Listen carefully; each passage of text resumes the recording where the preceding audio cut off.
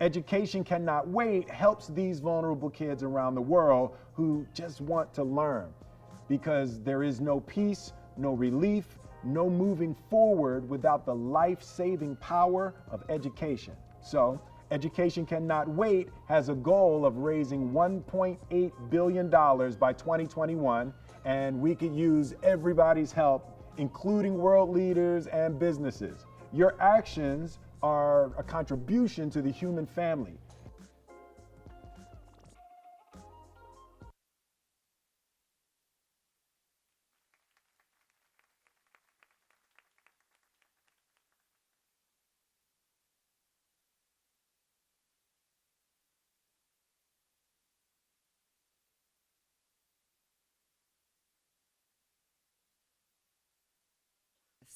Have you all read your bags? If you work really hard and are kind, amazing things will happen. So thank you everyone for being here, and good morning. Before I turn to the importance of seeking new ways to finance quality education, I'd like to illustrate why education is so important for all children of all ages, no matter where they live. Last year, I traveled to a small village in India, Mirzapur, in Uttar Pradesh. I visited an Anganwadi. It's one of several of the rural child care centers supported by UNICEF, where I met young children learning and shaping their minds through quality early education instruction. After I met some of the older children in that same village, an amazing group of young women who were not only continuing their own education, but they've joined forces to work with local families and authorities to tackle issues that keep other girls out of school, like child marriage and violence. They're true champions of change and champions of education, changing minds and changing futures.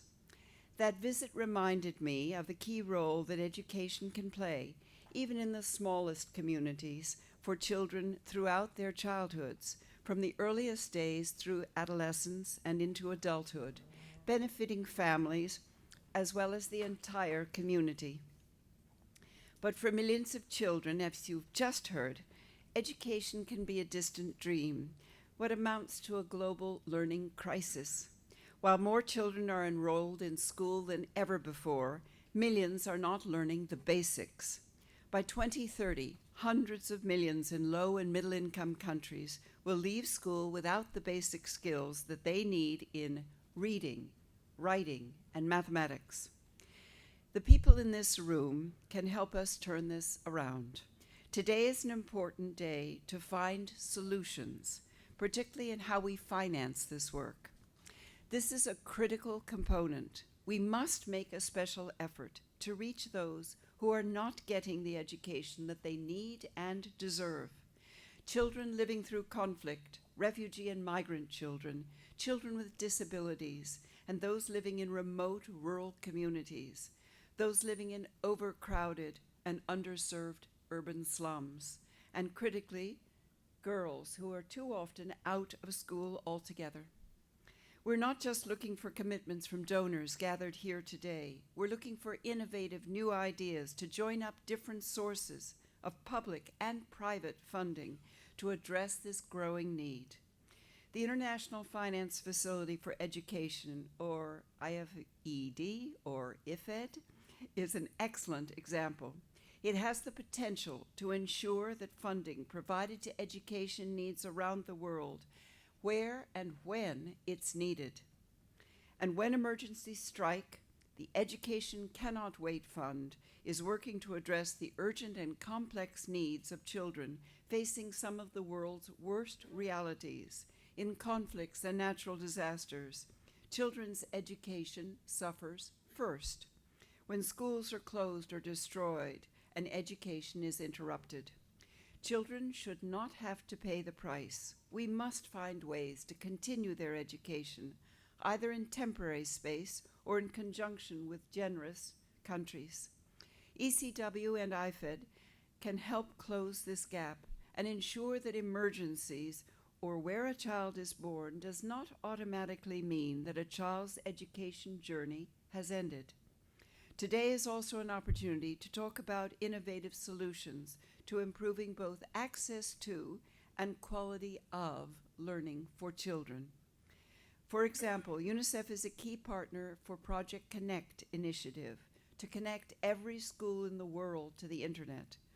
This is not only a way to provide access to information, but it can also help children on the move and those living in crowded slums or distant rural communities access quality learning and good teachers over the internet. Perhaps in your countries you've seen projects or initiatives that could work. We'd love to hear about them and start a discussion on how we could scale up these ideas to reach even more children and young people in need. So once again, thank you for lending your voice and ideas to this very vital effort. UNICEF's 800 education staff members in 144 countries stand with you as you seek new ways to reach every child with the education that she needs and deserves. Thank you very much.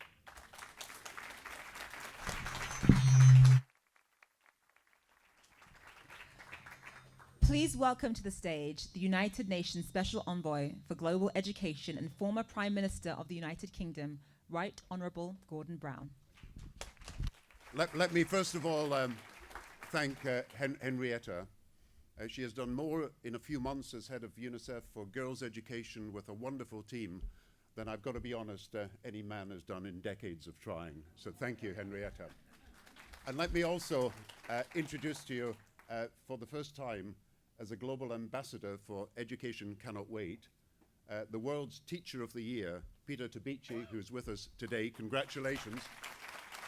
And as I've said, by the end of the year, he is going to be as well known as Will Smith, whom you saw on the screen earlier.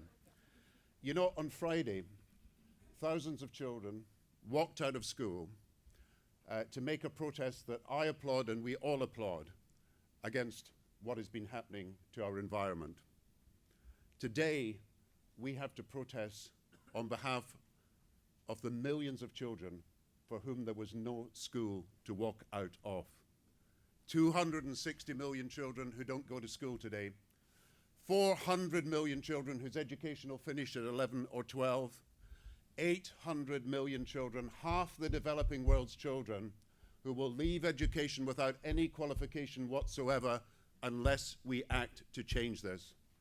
And it is urgent, because what we now know is a tragedy emerging, that even in 2030, even on the date that the universal goal of quality primary and secondary education for all is to be met, there will still be, unless we act, 200 million children not going to school, and there will still be 800 million children leaving education without qualifications. And we cannot allow this to continue, and the message has got to go out today. This has got to stop. We are going to change things. And I want to remind you that more than half the refugees of this world, of the 13 million, are not in education today. More than half of the 30 million displaced children in all parts of the world, in every continent, are not in education today. More than half of the 75 million children who are in conflict zones are not going to school today. And only 3 out of every 100 refugee young people will ever have the chance of going to college or university unless we change things. And that is why today we have got to give the maximum support we can to Yasmin Sarif and the wonderful staff who run Education Cannot Wait.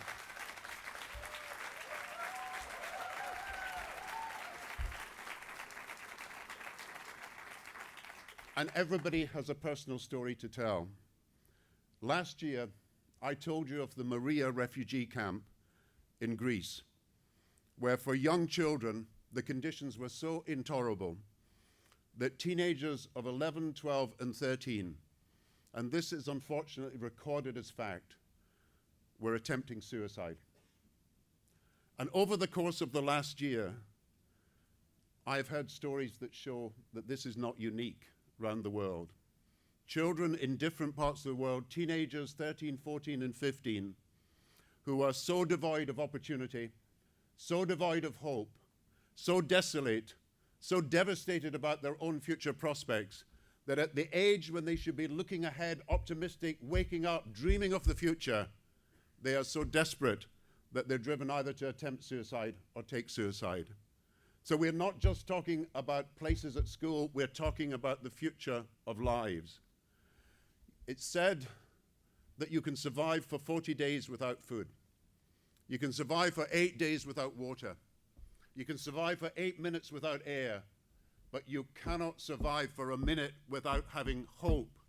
And hope dies, not just if a convoy doesn't get through with food to a deserted village, not just if a boat capsizes at sea.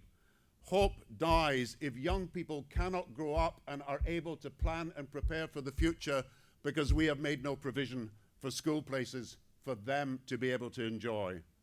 So I say there are 3 messages that have got to come out of today. We've got to expand education cannot wait, because if we cannot say that every single refugee and every single displaced child will have the chances that other children have, then we cannot realistically say we are trying to achieve the Sustainable Development Goal, which includes all children and not just some children. So give generously to Education Cannot Wait.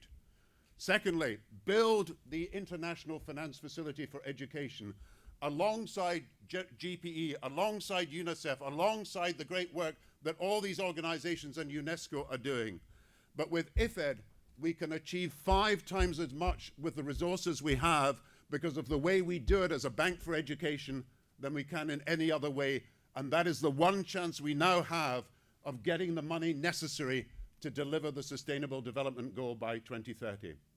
And thirdly, let us be a coalition of caring, where everyone, businesses who are here today, NGOs who are here today, international organizations, leaders from different countries, Minister Ulstein here from Norway, who are doing a wonderful job, and many other countries represented here today. Let us be a coalition of caring, and let us go out and say, we will be the first generation in history where every child goes to school.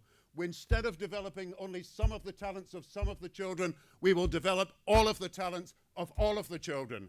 You know, in ancient Rome, it used to be said of Cicero, the great orator, that when he'd given his speech, people would sit down and say, interesting speech.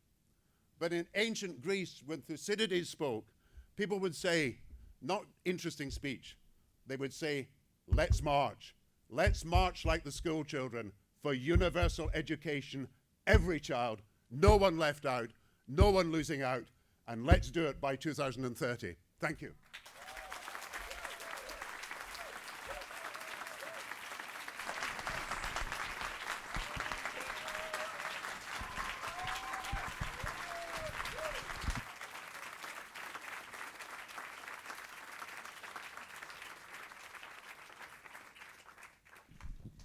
Thank you to the Right Honourable Gordon Brown for that very powerful and riveting speech. My name is Zain Asher, and I'm an anchor at CNN International. I'm going to be your MC for today's event, recognizing the importance of a quality education for every single child. As a Nigerian woman, the story that has profoundly affected the way I view the fragility of education is the story of the 276 girls who were abducted from my home country in 2014. I'm embarrassed to say that 5 years on, especially from an education perspective, not much has improved. I recently learned that 5 years after those girls were abducted, there are parts of northeastern Nigeria, particularly along the border with Cameroon, where teachers are so afraid that they still refuse to go to school. But this is the part that gets me. The children, 7, 8, 9, 11 years old, these children still go to school despite the danger. That is how much they value their education. You ask them where their teachers are, they shrug, but the children are still there. You talk to people in Chibok, northern Nigeria, where the girls were abducted from, and they say that the world has moved on from their story, but they can't move on. They say the world has forgotten, but they cannot forget. And that is what Education Cannot Wait is all about, proving that actually we have not forgotten. It's about fact that this organization has tirelessly worked to provide educational resources to over 1 million children, and it's calling on you to act now. Let's watch. Countries.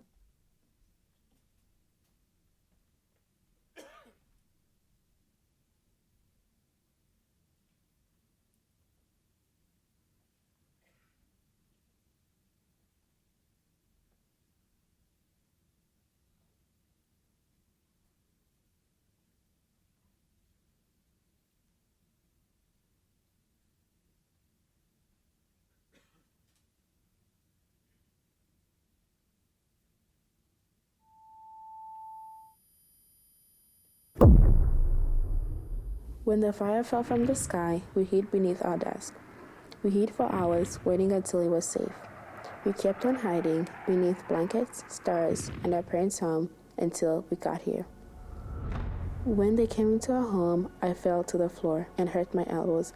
They took my mom outside. I don't know what happened to her. And the next day, we were on a bus to Uganda with nothing. At first, the water came up to our knees, and then it was all over the windows. My school books were ruined, and we wanted to return, but we didn't know if and when. All we wanted was to learn, but they took away our school, and we arrived to find it in ashes. Our teachers were gone.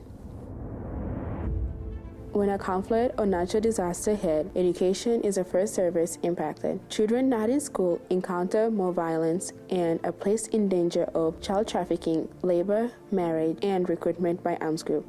They are deprived of their basic right to education and the chance to reach their true potential. Education is important for crisis hit families as they struggle to keep their children safe while they rebuild their lives. Education is essential to achieve peace and stability. There are over 75 million school-age children and youth in desperate need of education support across 35 countries. Over 39 million girls are out of school because of war, disaster, preventing generations from telling their own stories. And if you can understand the story of a child yearning for a school book, you understand the story of over 75 million of us. Sometimes it hurts. Sometimes I relieve my fall to the floor. Sometimes it's that day. For the longest time, I didn't tell people I was a refugee. My education extended my knowledge and skills. I wanted to challenge the idea that I couldn't do something just because I was a refugee or a girl. Education was my therapy. Education enabled me to understand my journey and helped me through my difficult times. I didn't flee with nothing. I fled with the power to learn. I fled with myself. I didn't choose to be a refugee, but I'll be a part of the solution to end it. Every child deserves a safe learning environment that encourages and supports their education outcomes. Every child has the right to access a positive and a productive social setting that promotes their development. Every child, everywhere, deserves this. Education cannot wait.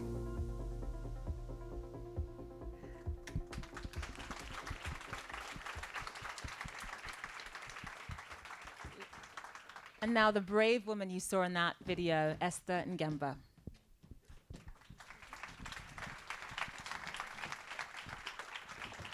Hello, everyone. Thank you to Global Citizen and everyone for having me here today. My name is Esther Ngemba.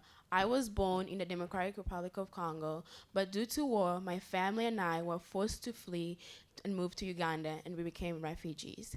Now I'm a refugee living in Ohio and studying here. But I'll tell you more about my story later. But as for right now, it's my honor to introduce Education Can't Wait compelling director Yasmin Sheriff, who will tell you about the impactful results of the fund that has over the past 3 years. And she'll bring some of her friends and supporters who have benefited from the funds. Please join me in welcoming Director Yasmin.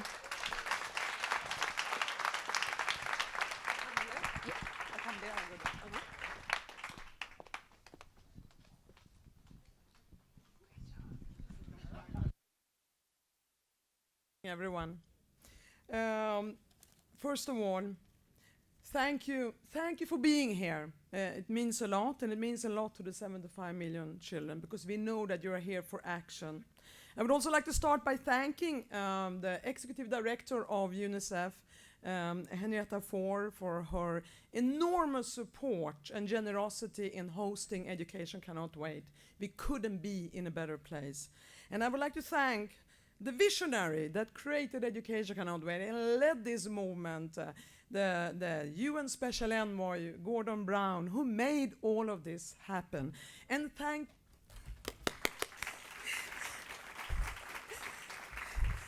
thanking all of you, because it's about teamwork.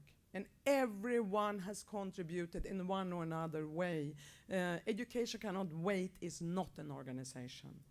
We are a catalyst that brings everyone together, where everyone comes in with their expertise, their knowledge, and most of all, their action on the ground. And there are so many of you here, from UN agencies like UNICEF, UNHCR, UNESCO, WFP, NGOs like Save the Children, Plan International, War Child, many national NGOs. As a matter of fact, we have already exceeded the target of the localization agenda at 30%, because we want to empower the people and the communities and the children and the youth and their schools and the administrations and their families.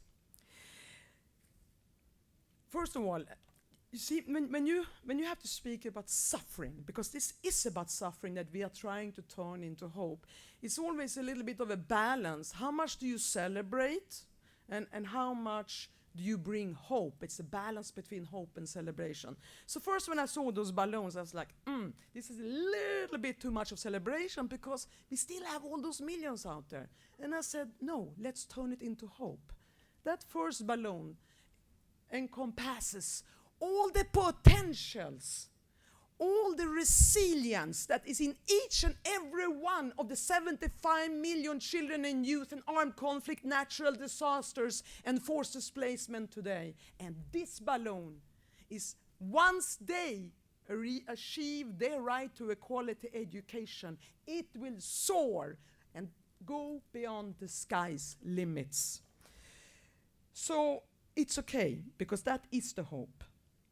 With this, I'm starting this, and now I'm going to move on to some slides. I want to move very fast on the slides, because I need to give space to everyone else to speak. But for those who would like to read more about our results, our collective results, and I mentioned several of you who made this happen, our report is in your bag, that is on your seat, and you will get all the details. So what you will see now is a very, very fast snapshot of what we have achieved in the past two years and 2 months. But this is the report, and I'm supposed to smile, they say. My team told me smile. Okay, so let's move on to the slides very quickly. So we go back to the first slide. The first slide is 1.5 million children have been reached with quality education. And that's a comprehensive, holistic approach to education. Of them, 50% are girls. What we are not mentioning here is an additional 1.3 million children and youth in Yemen who have received school feeding and financial support to conduct their exams.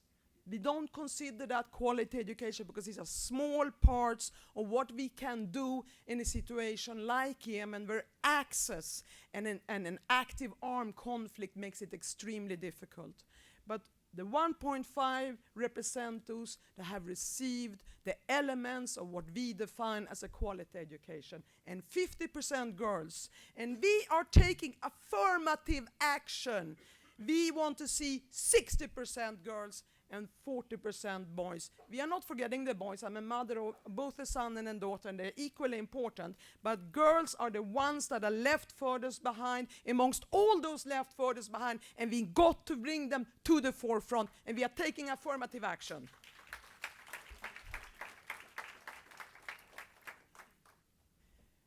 Snapshots again, because it doesn't do justice to the work of our colleagues in UNICEF and UNHCR and Save the Children and Plan and all the local NGOs. But secondary 20% of our investments have gone to secondary school, and I know that UNHCR is advocating strongly for increasing that number, and at their service we will continue that fight to increase the numbers for secondary. Primary, 73%, and partly because we need to get them in there. Pre-primary, which is just as important, and that's why we are also partnering with Lego, but as their word has set the standards, a minimum of 10%, we are going to scale up from 7 to 10% at least. We like to exceed targets, so that's just the beginning. Then when we look at the breakdown, we have 51% pertain to displaced populations.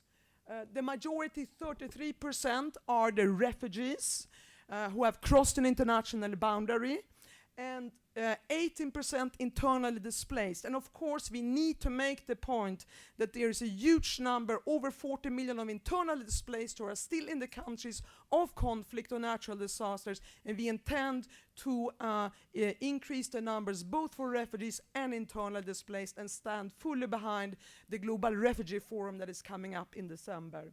And then other children affected by crisis, which is almost 50%, 49%. That's the breakdown. Since we are a fund, and this is important, we don't implement. Implementation is done by all our partners, whom I have mentioned.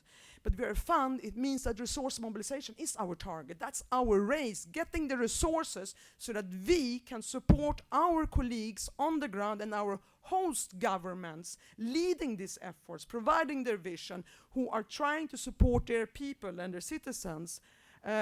The amount of resources we raise is also a result that we have to measure above all.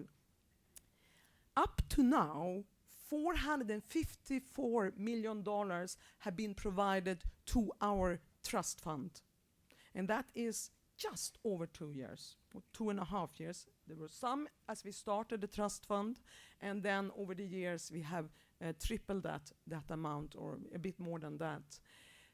At the end of the day, it will go up significantly again. And this is thanks to our strategic donor partners. Our strategic donor partners do not just give cash. They give vision, they give political support, they give moral muscle, and they are part of Education Cannot Wait. And this is what makes us as a global fund so very unique. We are all in this together. Today we have 15 strategic donor partners, which also includes foundations and private sector. When we leave this room, I think we'll have 3 or 4 more. So this is for them.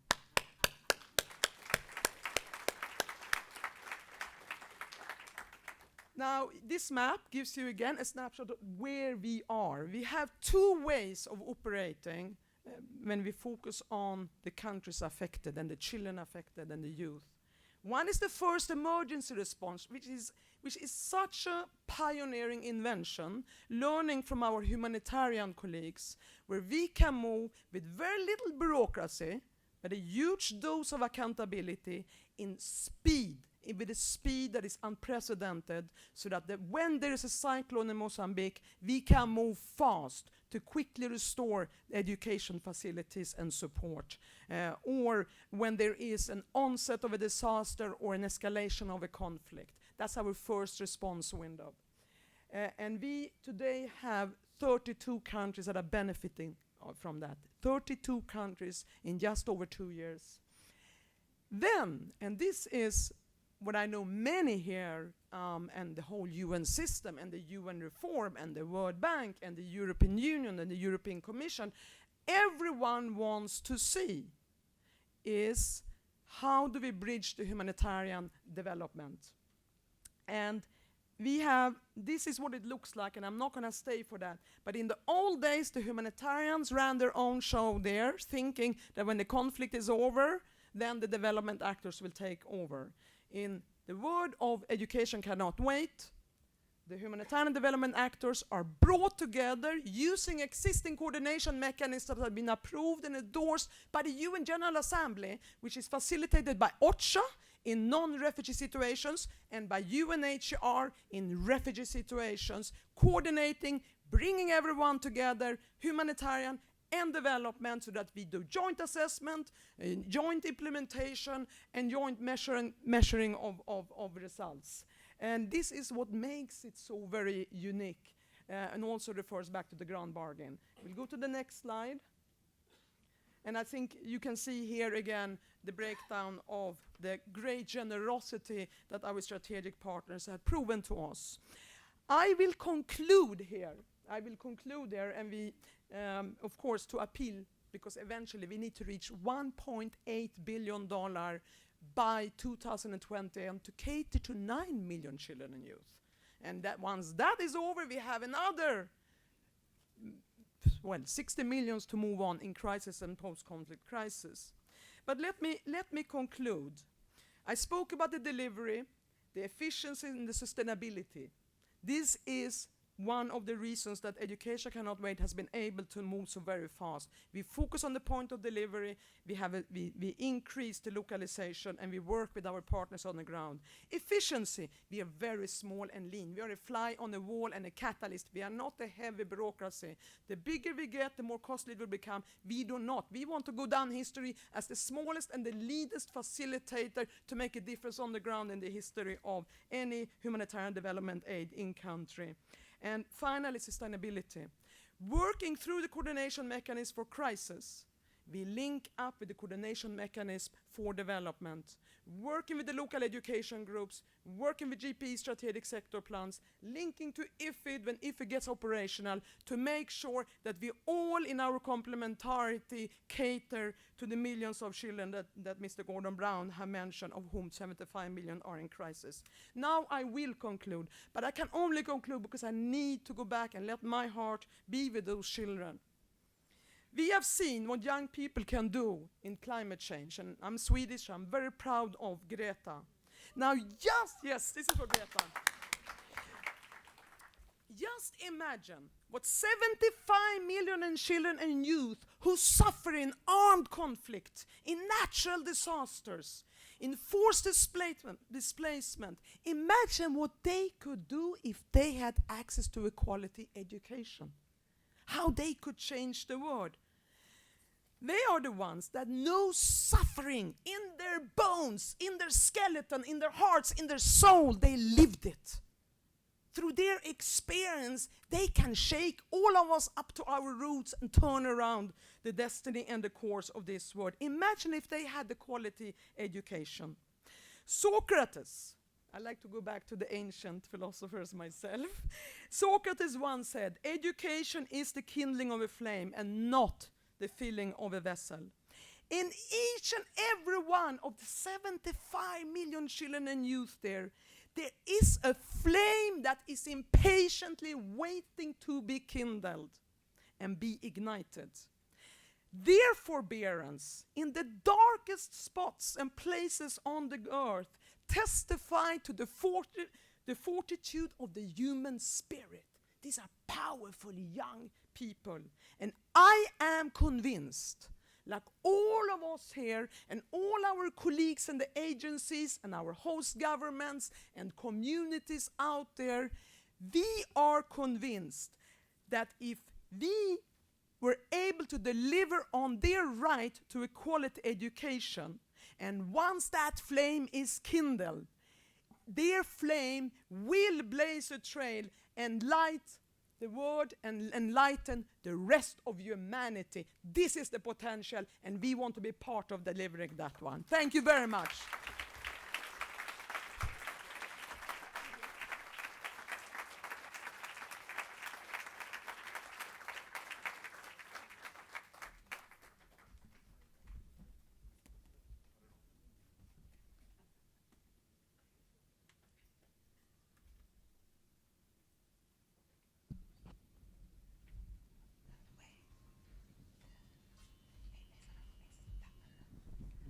Okay, please welcome to the stage His Excellency Mohammed Mirwais Bikai, Minister of Education, Afghanistan, His Excellency Fitsum Arega, Ambassador of Ethiopia to the US, His Excellency Carlos dos Santos, Ambassador of Mozambique to the United States.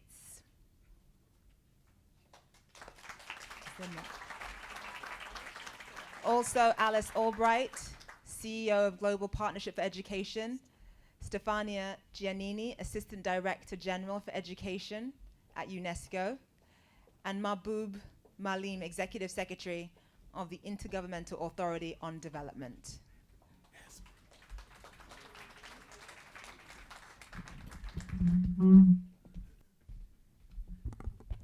Thank you very much. It's an honor to introduce our colleagues who are with us in this panel. Because of time, we are going to have to be very fast and speak of the hope. And many of these colleagues here, our colleagues as host governments, our colleagues in GPE and in UNESCO, are part and parcel of the work that we have just described, without whom we could not be able to do this work, and whom we keep improving, working, deepening our outreach to those we have 75 million children and beyond. So I'm going to ask our colleagues, I will start with our national partners and then go one by one. Please give us that hope. And the hope is, what do you see as the driver for our collaboration that has brought hope, that the work that we are doing together? So a message of hope, a positive spirit. We know that there's a lot of suffering behind it, so we are not trying to paint over that, but given the time, and we want to bring hope today. So I will start with my dear colleague, Your Excellency from IGAD. The word is yours, and the word is yours. Please. Thank you, Yasmin, for this introduction and also invitation. IGAD is very delighted to be a partner with ECW, where we implement education, where education cannot wait in the Eastern and Horn of African region. We value the partnership. We are driving the multilateral approach for integrated response for education in emergencies. And I'm telling you that through the support of ECW and other partners, we were able to reach millions of children in the refugee settlements. And I had the opportunity between the February and June 2019 to visit refugee settlements in Djibouti, Uganda, and Kenya. I can tell you how they are very much delighted, and they see the hope for getting education, and that they are seeing the future, even in the situation where they are. And I met a 71-year-old handicapped woman going to school in an establishment that was built by ECW, and she said she wanted to learn because she wanted to communicate with the world. And that's really, not only about young people, but about people of our age that this opportunity is reaching, and we're very glad to be a valued partner. We thank you very much for providing that immense opportunity, especially in developing costed plans of action through the model of Uganda, which was supported by ECW. We are reaching out to the 8 member states in the Eastern and Horn of African region, and by the end of this year, we'll be able to produce costed national plan of action, at least in the 6 member states out of the 8. Thank you very much.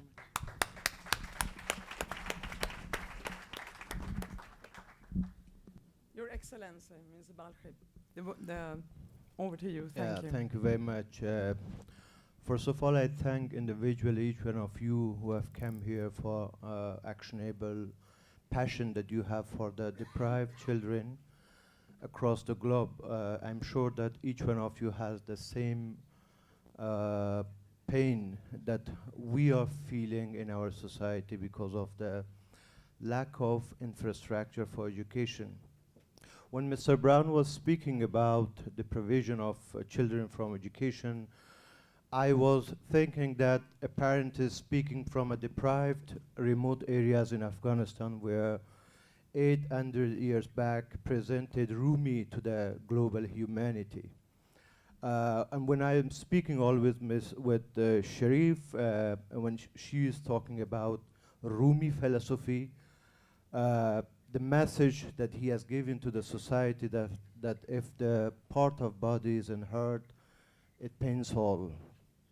So I've come from that society where we have had our contribution to the historical fabrics of the global identity and development, where we have remarkable improvement in the education just in a matter of a decade, because in 2003 and 4 we had hardly 1 million children in the schools, but nowadays when we are talking about education we have almost 9 million students in across Afghanistan. 40% of them are girls. So that is a source of hope for the people of Afghanistan, and also a source of confidence for the parents, and they are sure that they will produce and present qualified global society for betterment of life and happiness in the human society. But despite all these, unfortunately we are in a very exception situation, since there is natural disaster and mass internally displacement in Afghanistan. Despite going to the school, we have almost 4 million children out of school. That is because of the either war or natural disasters. And the most important message that I'm receiving daily in the Ministry of Education is that parents, they are keep sending messages to me that how we have to bring these children to the education, because we want them not to feel the same suffers as we are doing nowadays. So the education cannot wait multi-year program for 3 years was a source of hope, because when we defined the implementation of the project for 10 provinces out of 34 provinces in Afghanistan, then there was a rumor around the country and the parents were coming that why you did not extend to our provinces, because we want education for our children, either because of any problem and challenge we are facing and suffering, but at least education is a source of hope for us. That is why we are pledging for the extension of geography and the number of children, so that we can bring into the school through the CBE classes, and then how we have to transform from CBE classes to the formal education is a big project for us in Afghanistan. I'm sure that we will reach this target by the support of every individual, generous individual who are presenting here. Thank you.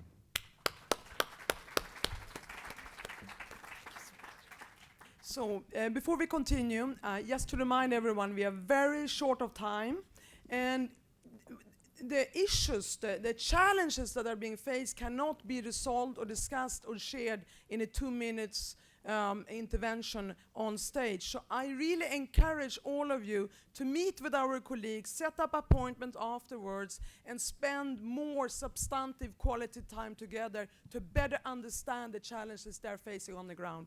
I will therefore kindly ask the ambassador of Mozambique, Ambassador Gumende, to quickly give us insights to the response in Mozambique and how that turned out. Thank you very much. Thank you, Director. First of all, I would like to thank the organizers for inviting Mozambique to be part of this very important meeting, and to say that we are grateful for the support that we have been able to get from Education Cannot Wait, after, unfortunately, we found ourselves in a situation that we were struck by 2 cyclones earlier on in the year, between March and April. That left the country, the areas affected, in a state of devastation. I think the figure of 75 million children would have been greatly increased if we could not find the kind of support that we got from Education Cannot Wait. The area affected was catering for a population of 380,000 school children who overnight lost their school, their school supplies. So the only hope that they could have is getting a rapid response, and that's what we're able to get from Education Cannot Wait, and we're able to raise 10 million in a very short space of time, which enabled the government and the partners, because we had a joint government partner emergency plan to reconstruct quickly the education facilities, because as the name of the organization says, education cannot wait. So without a rapid response, the hope for those 380,000 children could have been put in jeopardy. So I'm very grateful for the flexibility with which you responded to our needs.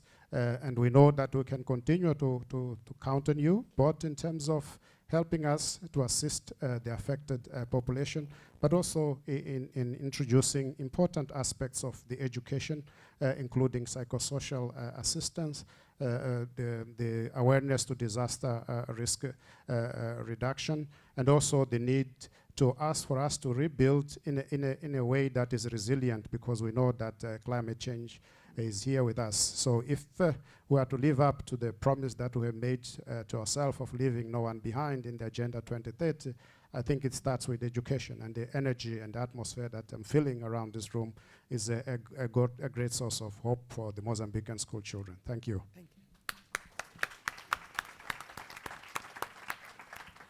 Thank you so very much. We're going to move full speed race in the spirit of our approach.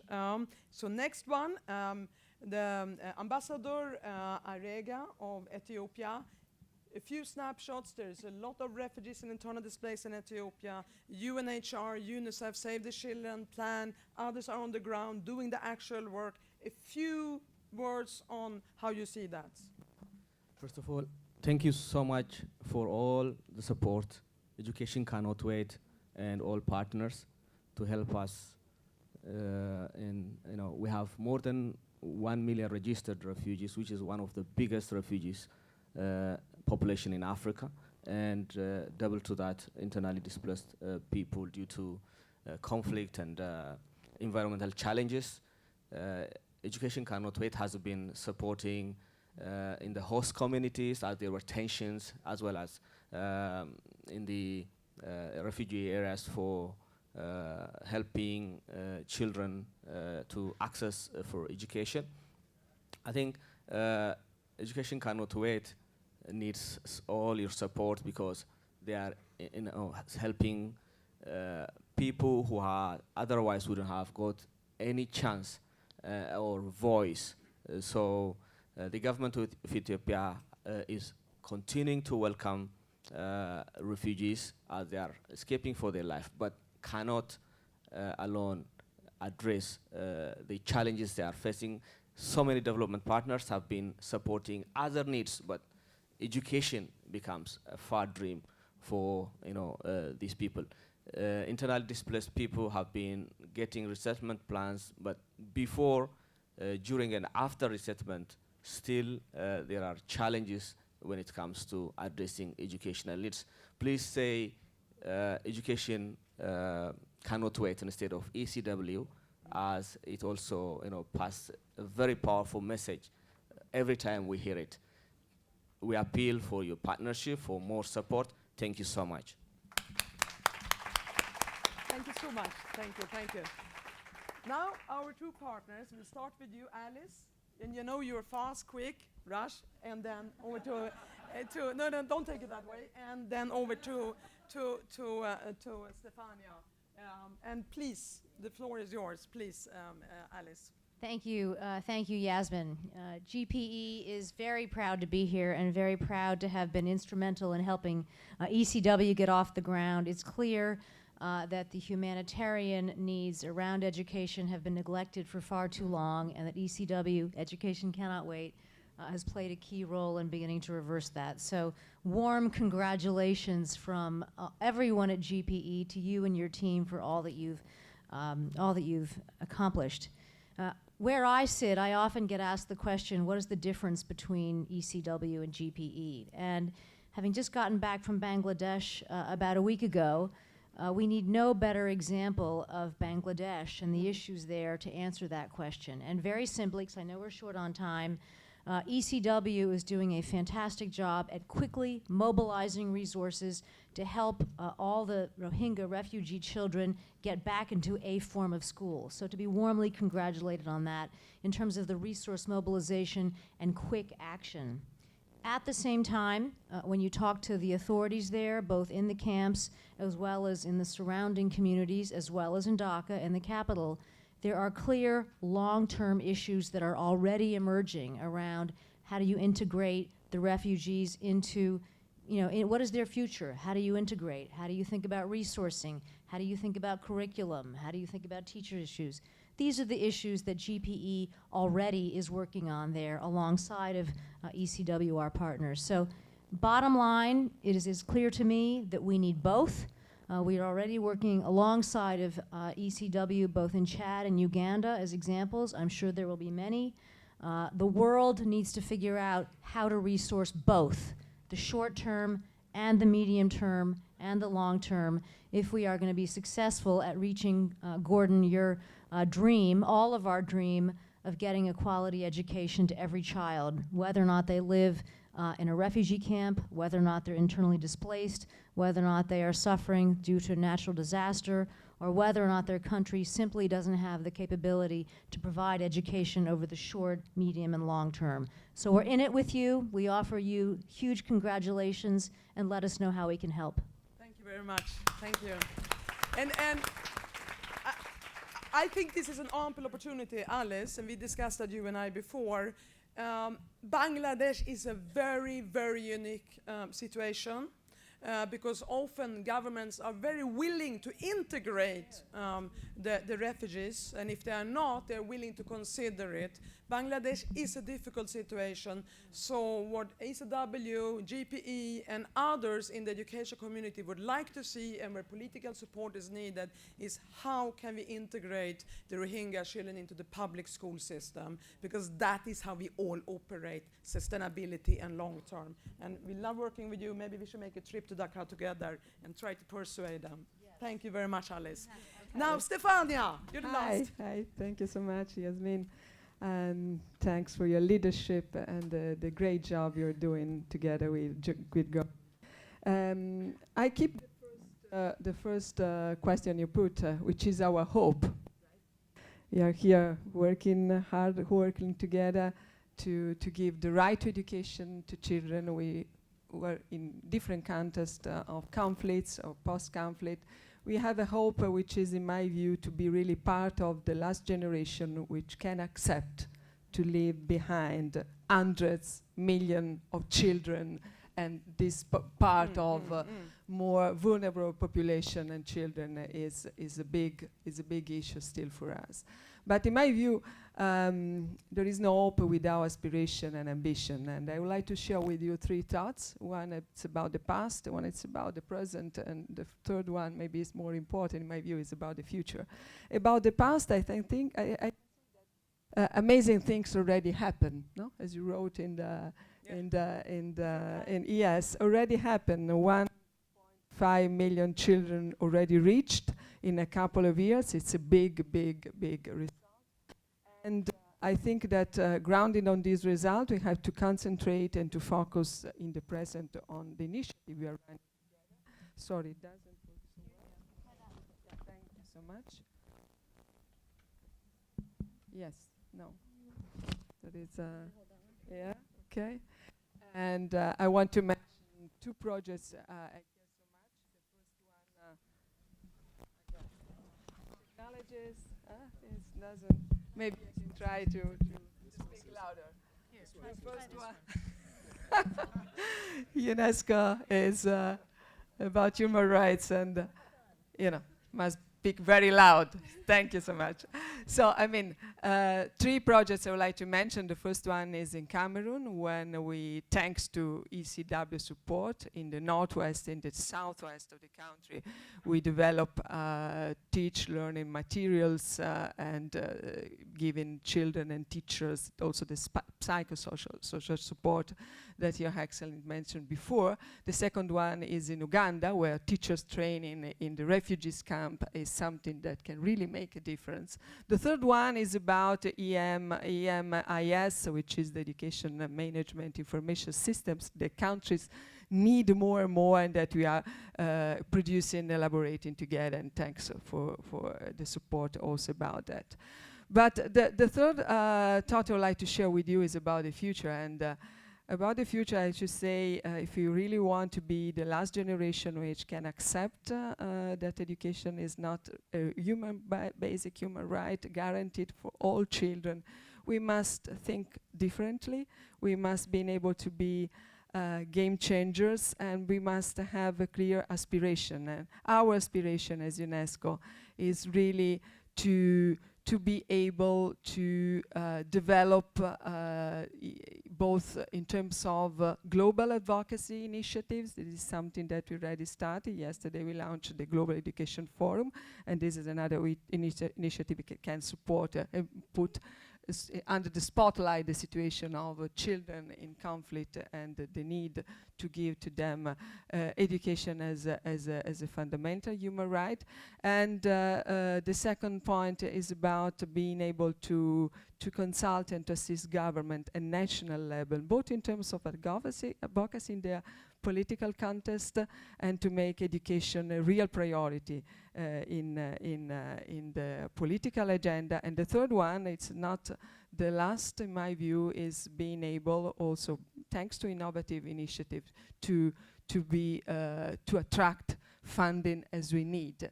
And this is something that you are so good to do.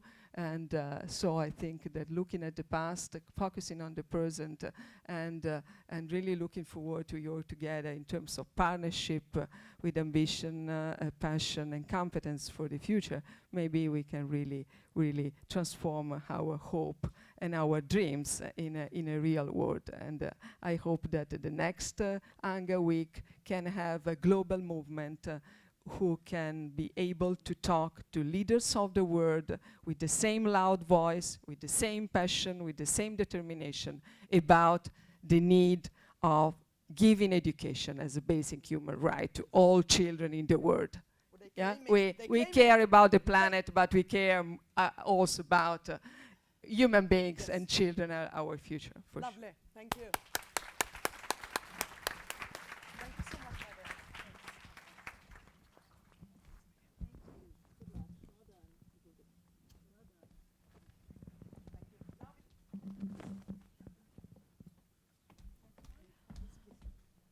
All right, please welcome to the stage the EU Commissioner for Humanitarian Affairs, Christos Stylianides.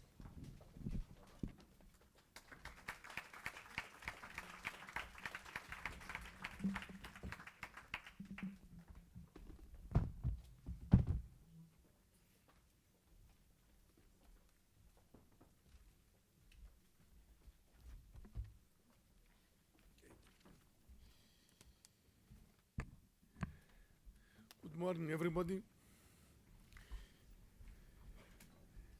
Thank you, Henrietta, Gordon Brown, Yasmin, for this really family environment. It's not just teamwork here, it's a family gathering, I think. And first of all, I would like to congratulate, of course, the Education Cannot Wait Fund and all those committed individuals who stand behind this initiative. The results of your outstanding work speak for themselves. And of course, I have named Yasmin and Gordon Brown. Thank you so much.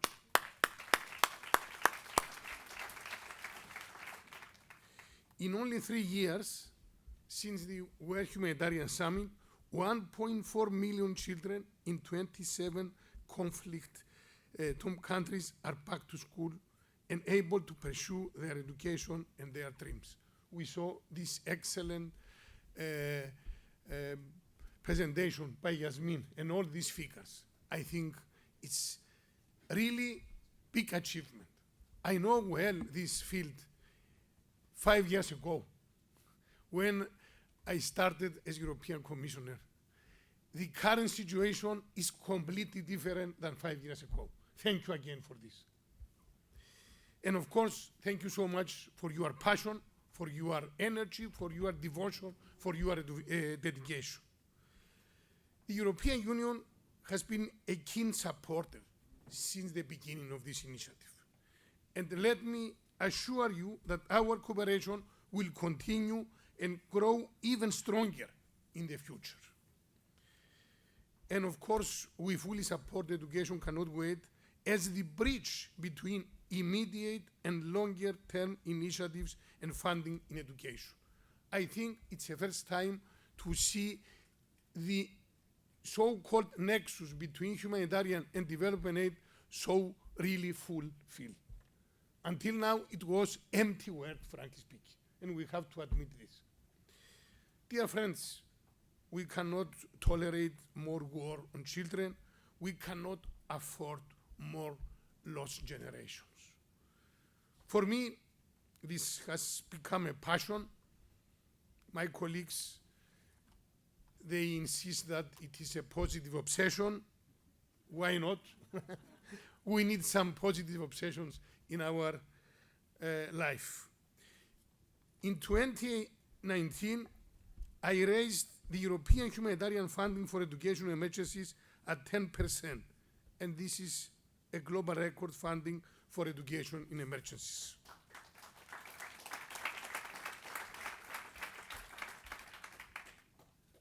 And today, our decision to protect education in emergencies is making a difference. Dear friends, for me, especially this event is really very touching. This is my last participation in UNGA as European Commissioner for Humanitarian Aid and Crisis Management. So allow me to conclude with two strong wishes for the future and one statement.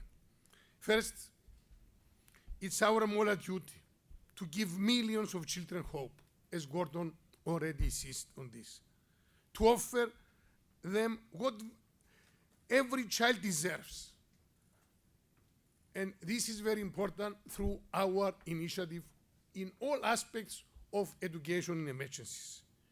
And second point, and second wish, both humanitarian and development workers need to coordinate their efforts. This is very important. We have to feel nexus, this word, because it's fundamental in order to see practical results. And my last statement. I already said to the old-fashioned rivals that I will leave for my position as European Commissioner, but I will stay around. And I will stay around to support our passion about education. And of course, as we talk with Gordon, I will try to avoid to have this nickname 10%, because I strongly believe that we have to go beyond. Thank you so much.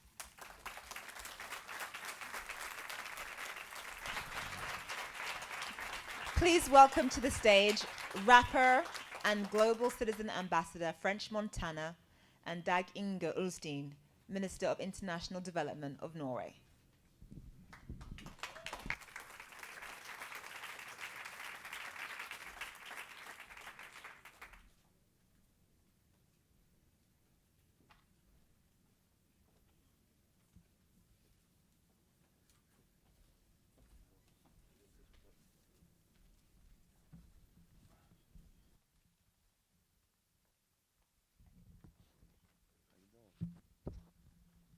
Hello, good morning.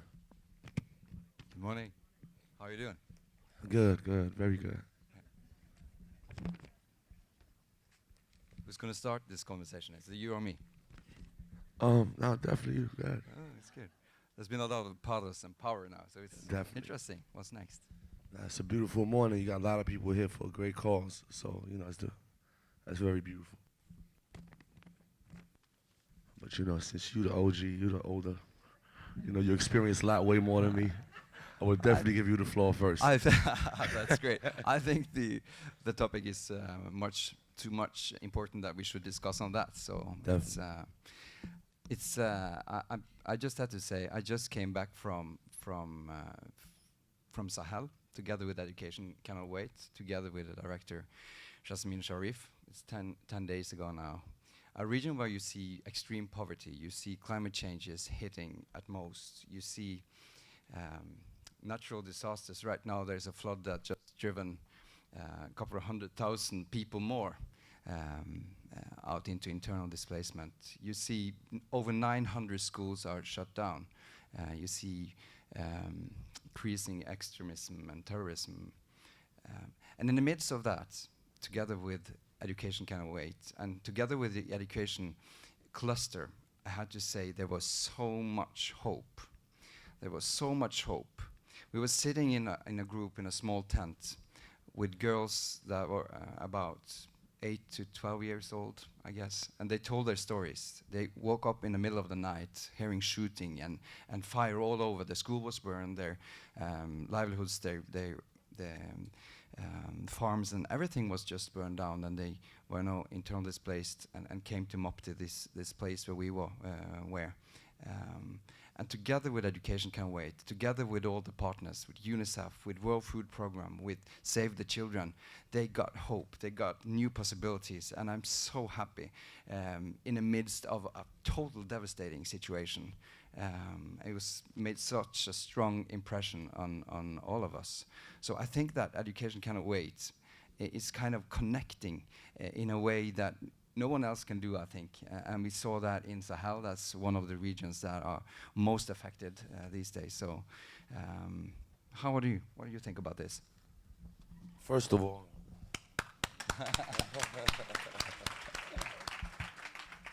man, that's beautiful. I mean, you know, me coming here as an immigrant, you know, to the States with my family to pursue better education, and being here with Education Can't Wait is like it's a blessing because I experienced it firsthand, you know. So I didn't have all the opportunities that everybody had because I came from a different country.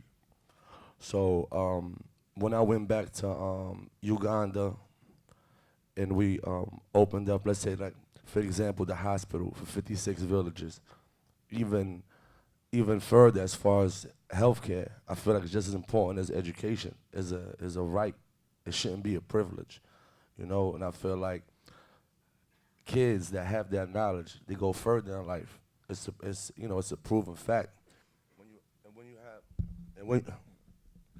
See, that's how we help each other.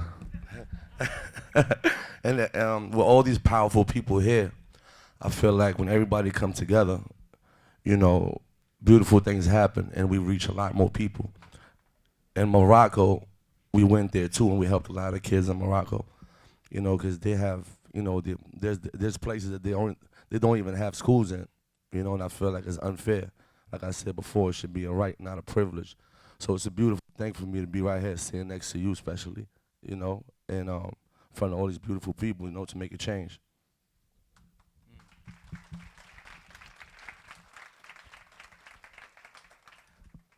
I might think you should ask me a question, actually. The second question was about, because now we're starting the pledging, isn't that right?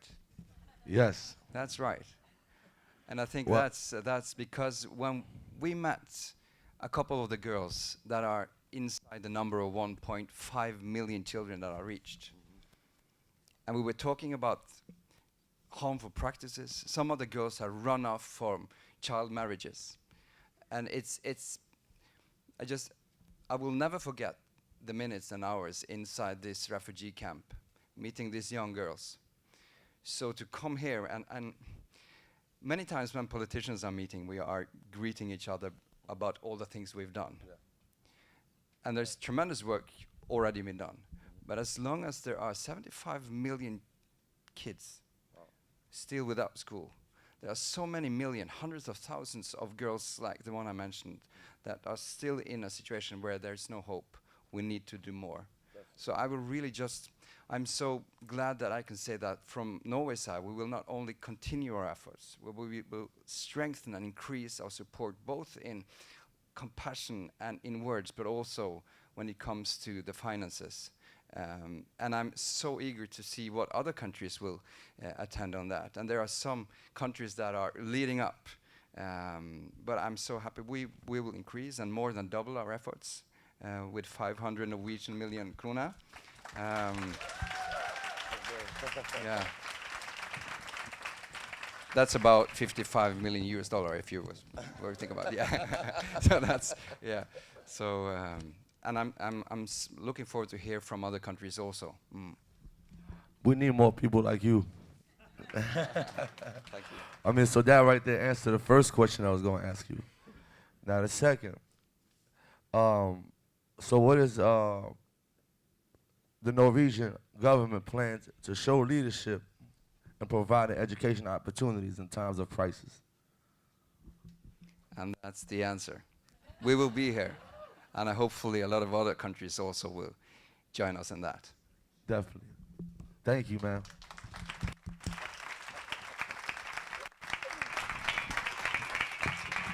Thank you. Please welcome to the stage an incredible advocate for girls' education with Plan International, as well as an immigrant and refugee youth ambassador with Green Card Voices, Zainab Abdi, and Rasmus Prehn, Minister for Development Corporation of Denmark.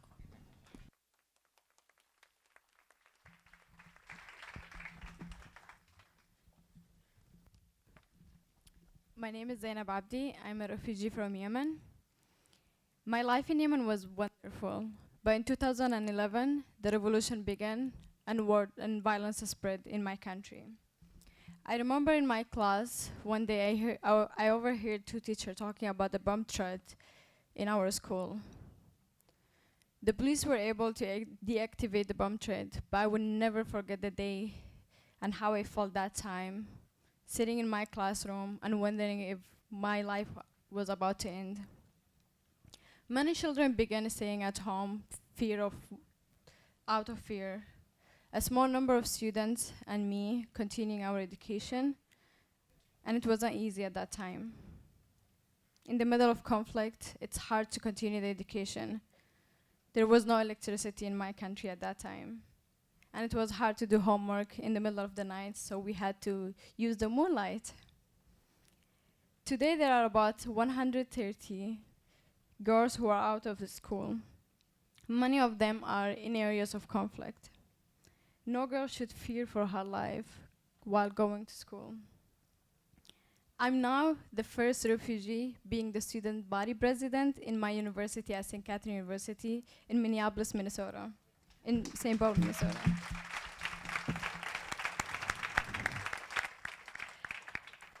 I'm triple majoring where I'm studying to pursue my education to be a human rights lawyer so I could serve my people. Every girl should have this opportunity to choose what she wants to be in the future. Leaders like you should take the steps, ensure that every girl have the right to education and have the safety path as well to complete her education, because no one should be left behind. We need to have actions more than promises. Will you join me? Thank you very much, and I would like to thank Plan International. It's now my pleasure to introduce you the Minister of Denmark, Rasmus Prehn, the Minister of Development in Denmark Corporation, to talk about his interests in education. Cannot wait. Denmark is one of the largest donors to ECW and has a long-standing commitment to equality education, especially for girls, with the highest degree of respect for learning and teaching. Can you recall a particular moment in your career or your hopes as a Minister of Development Corporation that shaped the way you think about the world today?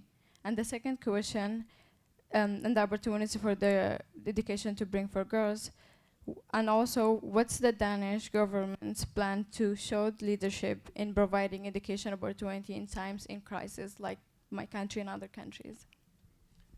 First of all, thank you very much for sharing your story with us. I think you deserve an extra hand. It's really so touching to hear your story, and Denmark is really willing to join in this very important task. I'm happy that Denmark is one of the greatest donors for Education Cannot Wait. And it's very important for us Danes to support education everywhere where we can.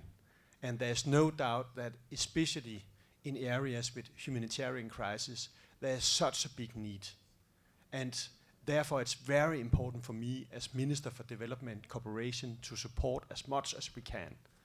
In fact, when I was appointed new Minister for Development Cooperation 2.5 months ago, I called myself the Minister of Solidarity. And that's because what we need is to agree on that this is a shared effort. We need everybody to stand together in this very important work for supporting education. And I think it was a really crucial point by Gordon Brown, very touching, talking about the need of hope. And we really need hope. And I have experienced myself when I have traveled as minister that there is in fact hope. Even though you are in very difficult situations, you can see hope out there. My first trip as minister was to Ethiopia. And there I met a female farmer, and she have had only 2 or 3 weeks of training to be a better farmer.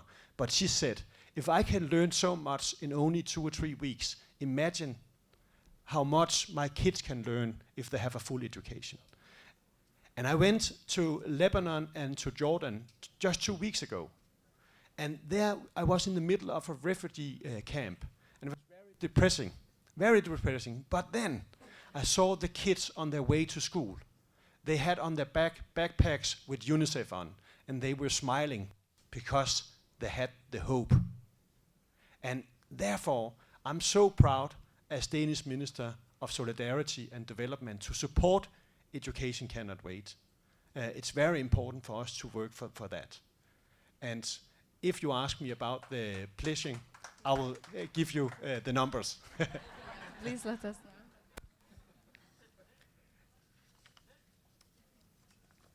As I just said, it's very important for us Danes to support Education Cannot Wait. And actually, we are doing our utmost to support as much as possible, and we also try to involve private actors. But in 2019 and in coming 3 years, Denmark is increasing our support to Education Cannot Wait by 25% each year, amounting to a total of $37 million over 4 years.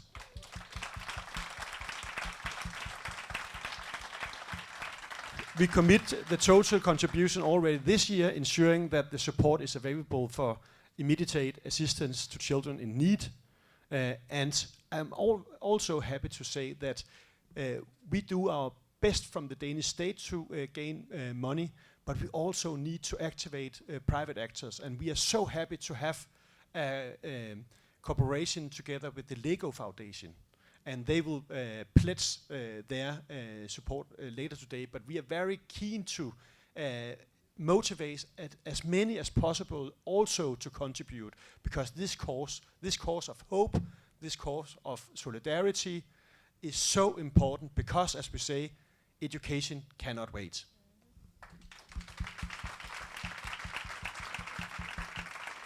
Thank you very much. Thank you very much. Please welcome back to the stage refugee, advocate and activist Esther and Karen Cannon, Minister of State for the Diaspora and International Development for Ireland.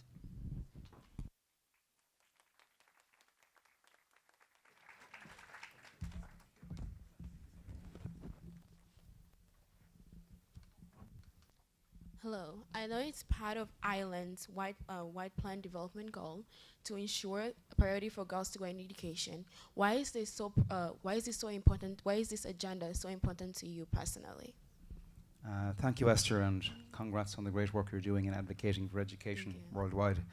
My mother was a teacher for 40 years, and every now and again I got a chance to sit in the classroom with her. She was a primary teacher, and I saw the absolute joy she derived from empowering young people to be the very, very best they could be.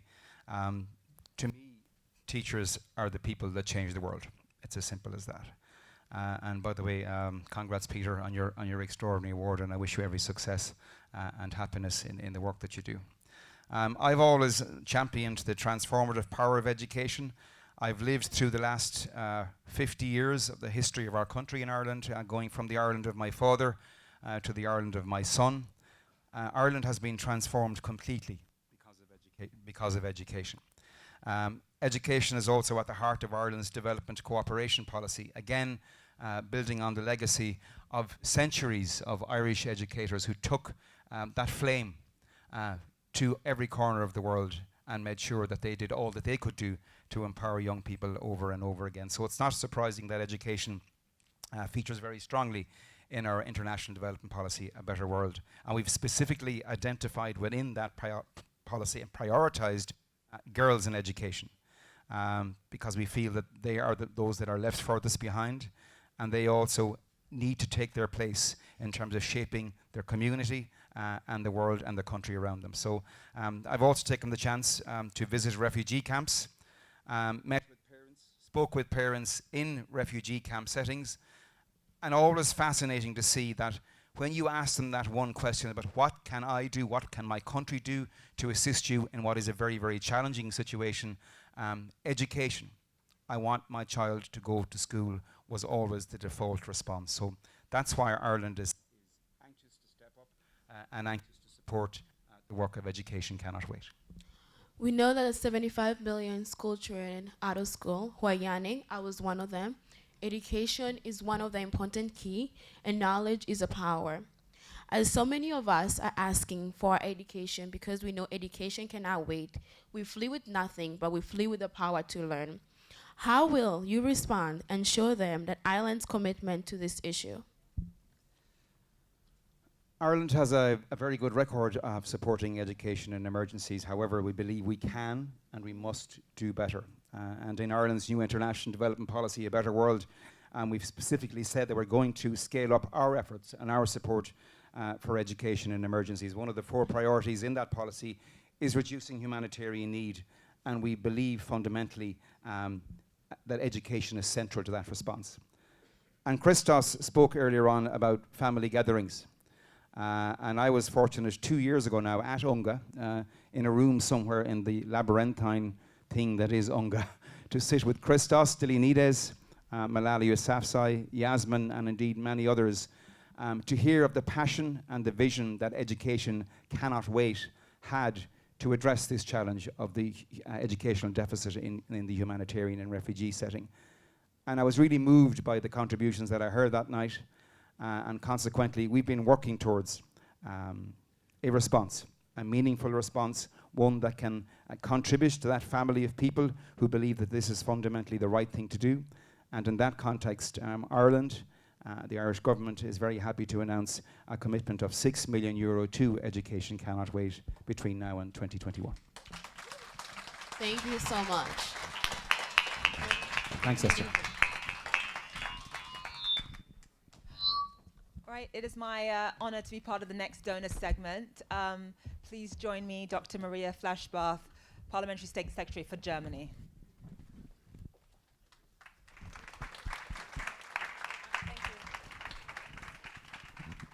So I was really touched. I'm so sorry. I was really touched listening to Esther's story. Obviously, she's from the Congo, just so showing here just how powerful education can be in terms of transforming a person's life. Also, Zainab Abdi as well from Yemen. Where is she? Where is Zainab? Oh, hi, Zainab. So she's obviously from Yemen. You saw her talk about the fact that she's here in the United States wanting to become a human rights lawyer so she can go back and help her people. Just talk to us about the first time you witnessed just how much education can transform a person's life.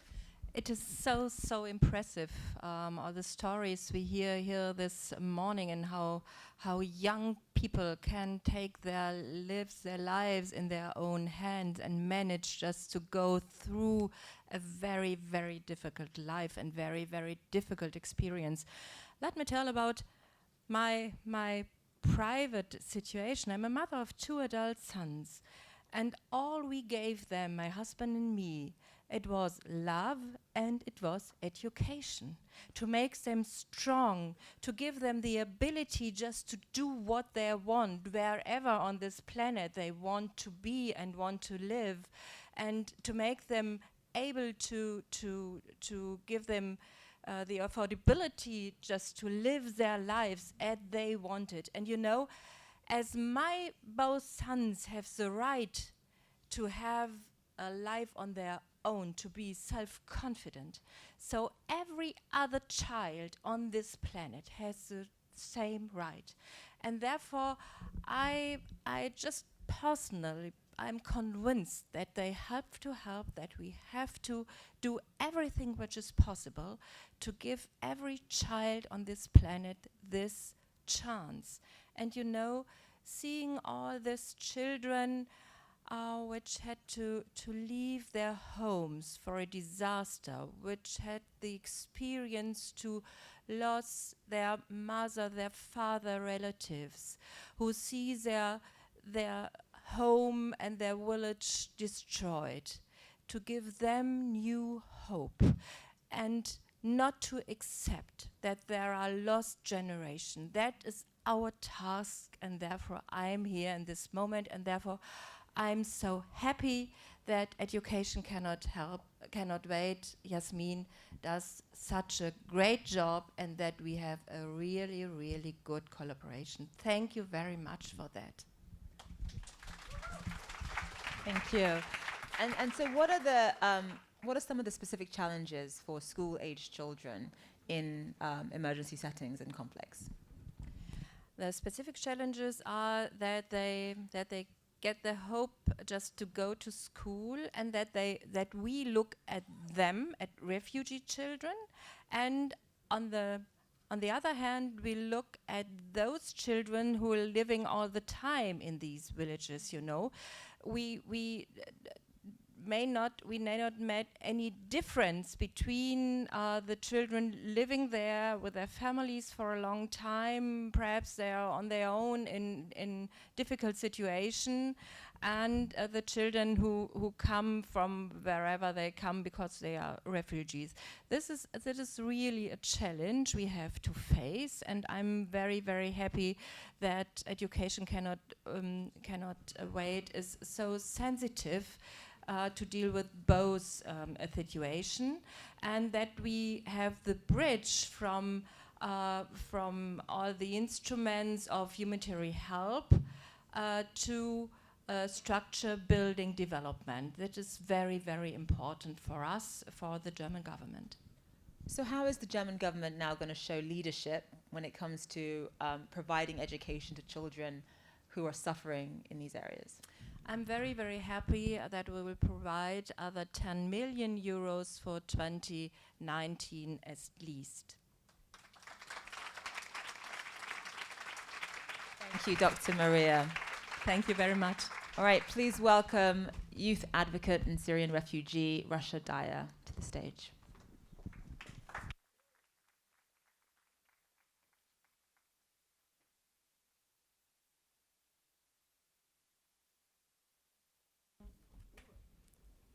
What an absolute honor it is to be here with you today. My name is Rasha Daya. I am from Syria, and now I live in the UK, where I have a refugee status, and I work with Save the Children. I came to the UK on a Chevening scholarship, and I did my master's there. But sadly, today, I'm one of an exception. 9 years into war in Syria, children of my country have experienced too much trauma. 3 million Syrian boys and girls, almost today, do not have access to school. They're wondering what they have done wrong to be turned away from education. After 9 years, today I'm worried that children of my country are being forgotten. I know from the deepest of my personal experience that education will open the door to refugees that otherwise will stay locked. We needed to survive, we needed to rebuild our countries, and we need your help to secure it. So I want to say thank you for the great pledges today.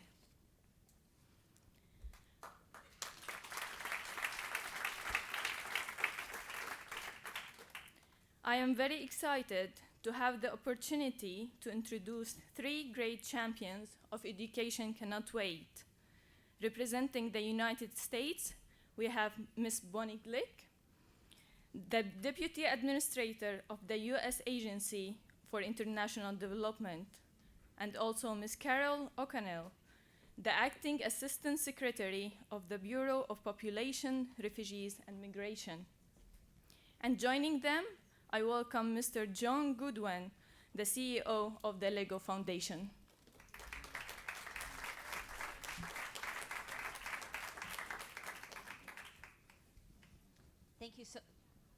Thank you so much, Rasha. It's great to see you here today.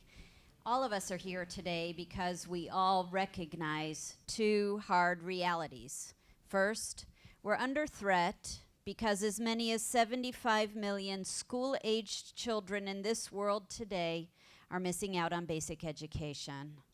And second, donor governments do not have the resources to solve this problem alone.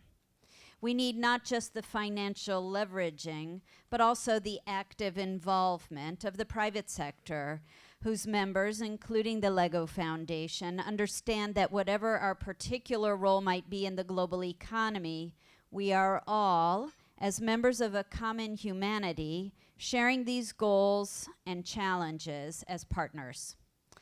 This joint investment is a powerful example of the way we can work together in an increasingly integrated world to provide the hand that helps people in emerging economies lift themselves out of poverty. Education is a gift we can give generously without having to worry about creating dependency in the recipient. Quite the opposite, in fact.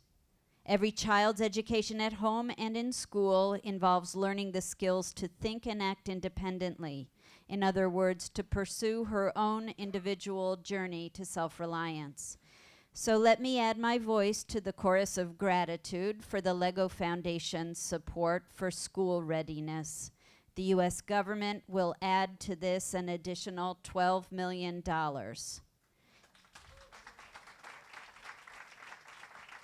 Education truly cannot wait.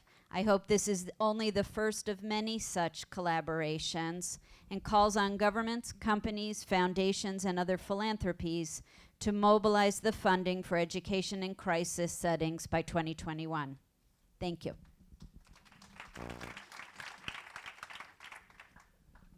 Good morning. Good morning. We are thrilled to be here supporting. I think it's the red one. Good morning. Good afternoon. We're thrilled to be here to support Education Cannot Wait, and excited to be in collaboration with Lego Foundation. I have a 10-year-old son, and we have lots and lots of Legos all over our home. Excellent. We believe in the importance of early childhood education. We believe in the importance of strategic collaboration between the public and private sectors to leverage funding and other resources to advance quality education for all. The U.S. government and the Lego Foundation share technical priorities in the areas of social and emotional learning, child protection, and learning through play and education in emergencies. That includes early childhood education. Education Cannot Wait works because they take action quickly, remain flexible, and break down barriers in the most challenging environments, which helps mitigate risks for the private sector and non-traditional actors in working in this space. Education for displaced children remains a high priority for the United States. And we at the State Department's Bureau of Population, Refugees, and Migration lead the country's humanitarian diplomacy efforts. We work to ensure access to quality education as well as essential support services so that refugee children have the opportunity to gain knowledge and skills to contribute to their communities. In closing, we know education can provide safety and normalcy for children. Education is a way to help young people heal, but it's also a way to improve the stability and economy of entire countries. If given the opportunity to learn, play, create, and flourish, children will grow up to contribute both to the communities that host them and to their homelands when peace allows them to return. Thank you.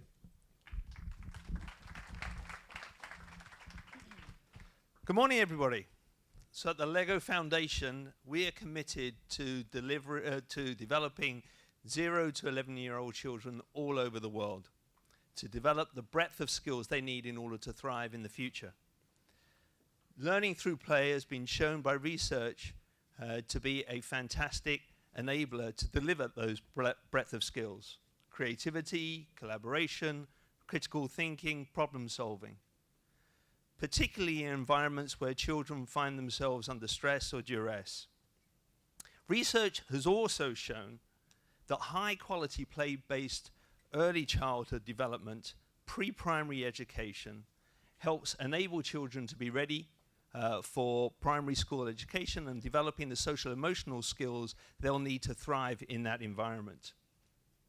However, by the latest data that we saw earlier today, Education Cannot Wait has only been able to reach 80,000 of the 1.3 million pre-primary children that find themselves in humanitarian crises.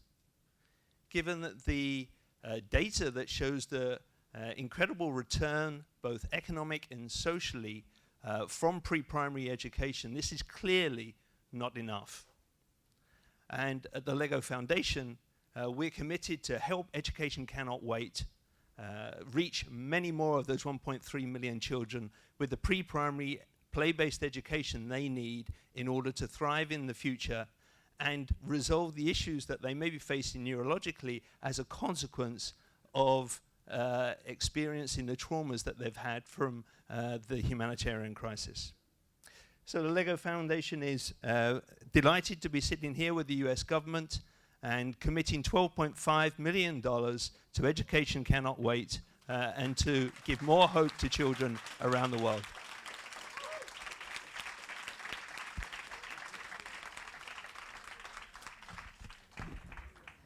Thank you all. Please welcome to the stage Kenyan refugee and youth activist Wanja Maina and Ms. Tatiana von Steger, Deputy Assistant Director General at the Swiss Agency for Development and Cooperation.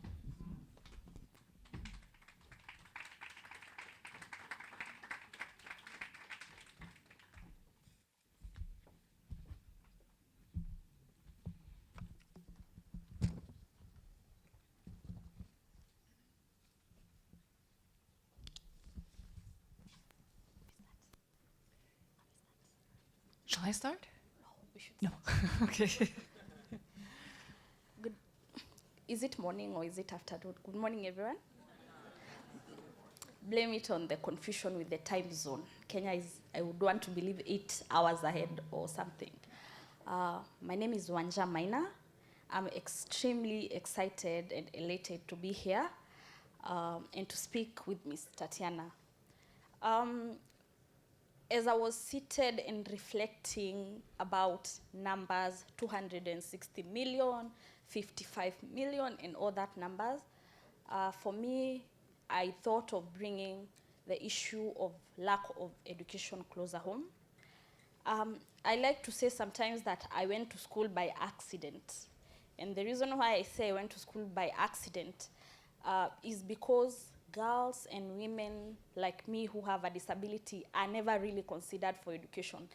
It just took sometimes, and if you listen to my story and stories of others, it is just like one missionary who came to my community. He felt mercy on me and he took me to school. It is an accident. And for me, education cannot wait, if I could summarize, is a programmatic, deliberate effort to make sure that girls and women with disabilities like me and many others in the most interior parts of the world go to school. They are programmed for. Everyone has them intentionally to access education. That is what I would say for now. And then I'll go to my guest. Mr. Tiana, I have a question for you. In light of the ongoing education crisis, what is Switzerland going to do to prove your dedication to providing education to children in emergencies? Thank you so much for this question, and thank you also for your personal story.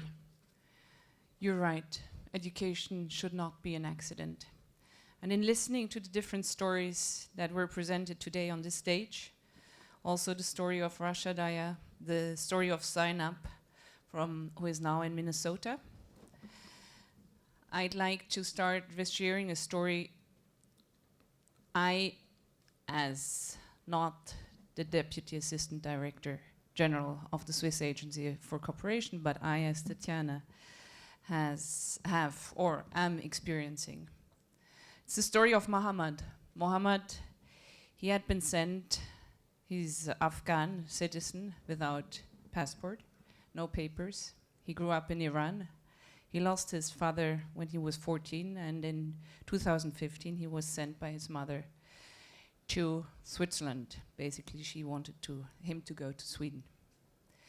He ended up in Switzerland. Mohammed is now becoming an optician. He's receiving an education, and I could say I'm proud as a Swiss citizen that we provide for this opportunity. But I'm not too proud, to be honest, as a Swiss citizen. Because I know this is a huge struggle for Mohammed and all the others. And it's not a given. Somehow it's accidental that Mohammed gets this opportunity, and at least a certain perspective, but still not a certainty to stay in our country. Mohammed is living under the same roof as my kids, my 3 adolescent kids. They grow up and see this story. There's not a big fuss about that story, because Mohammed is just acting as every young man they see. But what I hope is that they realize that it's not a given, and they, as citizens, young citizens who soon are going to be able to vote and be active, are going to do also shape the governance in our country in order for education not being an accident. I'm proud to be representing the Swiss Agency for Development Cooperation, as this gives me the opportunity to do something in my professional life. Switzerland's development agency is putting a big emphasis in its dispatch on education, not just in emergencies, as this is a systemic issue. We have to tackle it in a systemic way. But emergencies are there, and we have to tackle that in order to give those who are most affected and most deprived of their rights also the opportunities and the perspective. So we are very proud to pledge today 6 million to the Education Can't Wait initiative in order to do this part of our contribution as a collective effort. We think we all have to push for and continue to do our best in making sure that education is not an accident. Thank you very much.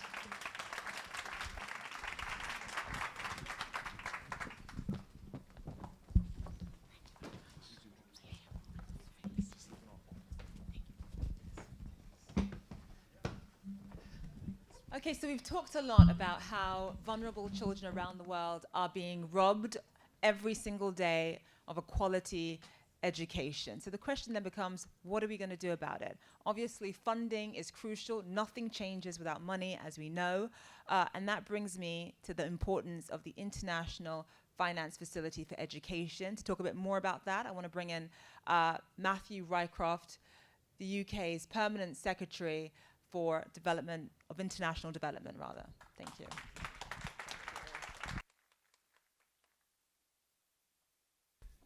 Thank you very much, and thank you to everyone for coming along, and a huge thank you to everyone who has recently announced some important pledges to Education Cannot Wait. Thank you also to that organisation for its brilliant work, and Yasmin in particular for your energetic leadership that has got us to this point. Education is a weapon that can change the world. Those are words spoken to my Secretary of State, Alok Sharma, not by a politician or a philosopher, but by a 16-year-old Ethiopian girl, Mekdes, who he met at a coding class backed by UK aid. And she's exactly right. Together, we have made huge strides to change the world. There are millions more children in school now than there were at the turn of the 21st century. But I've seen with my own eyes the positive impact that education can make. For instance, on one of my very first trips in this role to South Sudan, where, thanks to donors, we are allowing girls to get to school, to stay in school, and to learn more and more in school, thanks to the emphasis that we are all placing now on the quality of the teaching that those girls and boys receive. We know that education is the key to unlocking potential. Education can transform the lives of children and those around them. It can curb infant mortality, prevent child marriage, and build societies that work. The UK Prime Minister is leading a drive to see all girls receive 12 years of quality education and to leave no girl behind. That is something that we should all get behind. Supporting education for girls gives them a greater voice, and that voice helps them shape their own future and advocate for change in their own lives and in the lives of others. But there is still a lot more to do. It's shocking in 2019 that 387 million primary-aged children are unable to read. And that's why the UK is committed to ensuring that no child is left behind. At the G7 Leaders Summit in Biarritz, my Prime Minister announced a £90 million fund for education in emergencies and ongoing protracted crises. This includes an £85 million pledge to Education Cannot Wait. That makes the UK the largest donor, but that's a competition that we are happy not to win. Please, others, overtake us. This unprecedented commitment will help 600,000 children affected by conflict and natural disasters get an education. We must support the 27 million children in conflict-affected countries who are receiving no education at all, especially when we know that lack of education and opportunity traps people in a cycle of poverty. We will ensure that displaced children get mental health support and protection to help them deal with the traumas that they will have experienced. And we will specifically focus on forgotten crises, including in the Sahel, and wherever we work, we will help to improve the education systems so that they can cope under pressure. Our commitment goes beyond marginalised children caught up in crises and conflicts, and turning now to this new International Finance Facility for Education, which is an innovative programme to boost education funding to the world's poorest children. Achieving a quality education, of course, is about more than just money. The clue is in the name, quality education. Quality is the key. We must make sure that the precious time children spend in school is time spent learning, but money is still an important part of the getting the basics right. And this new facility will need both grants and guarantees. And so I'm delighted now to announce that the UK will contribute £100 million to IFFEd's grant window.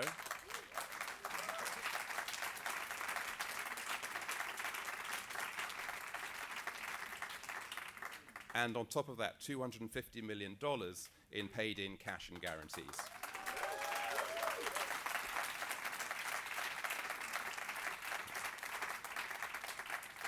In conclusion, ladies and gentlemen, I welcome the impressive commitments that have been made today. I hope that all of you here, governments, private sector, civil society, activists, all of you, please join the UK in supporting IFFEd so that every child has the chance to gain the education they deserve. Because if education is the weapon to change the world, we need to supply the ammunition for it to succeed. Thank you very much. I now want to turn the discussion back to the Right Honourable Gordon Brown, who will introduce the IFFEd section of the event. And in doing so, I'd like to congratulate him for his outstanding leadership as the UN Special Envoy for Global Education, chair of the the Education Commission, and the driving force behind this new facility, IFFEd. Thank you very much, Gordon. Can I invite onto the stage to join me in chairing this Henrietta Fore, the Minister of Finance for Ghana, who is also the chairman of the World Bank Development Committee and one of the great sponsors of education throughout Africa. Please join us on the stage. Thank you to the United Kingdom. That is an announcement of $370 million today. Thank you, USA. Thank you, Norway. Thank you, Denmark. Thank you, Switzerland. Thank you, Germany. Thank you, Ireland. Thank you, all the countries that have contributed. And now can I ask Kitty to come up from Netherlands? Thank you, Netherlands.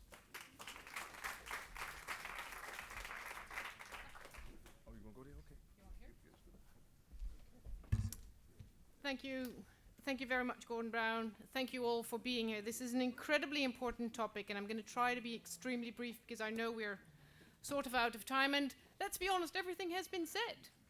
Education is the premise of progress. We know that. And just because we've said it so often doesn't mean it's not true. That's why we are so concerned that whichever report we read the same message. We're not getting there. We're not getting there in time. We're leaving people, children, vulnerable girls behind. And in a business as usual scenario, we won't even get there by the turn of the next century. That's a tragedy, not just at the level of individual, but at the level of a society for us. It's infringing on human rights, but it also means that societal musts are not being met and that social cohesion risks to be upset. I'd like to quote President Roosevelt, who once famously said, "Democracy cannot succeed unless those who express their choice are prepared to choose wisely."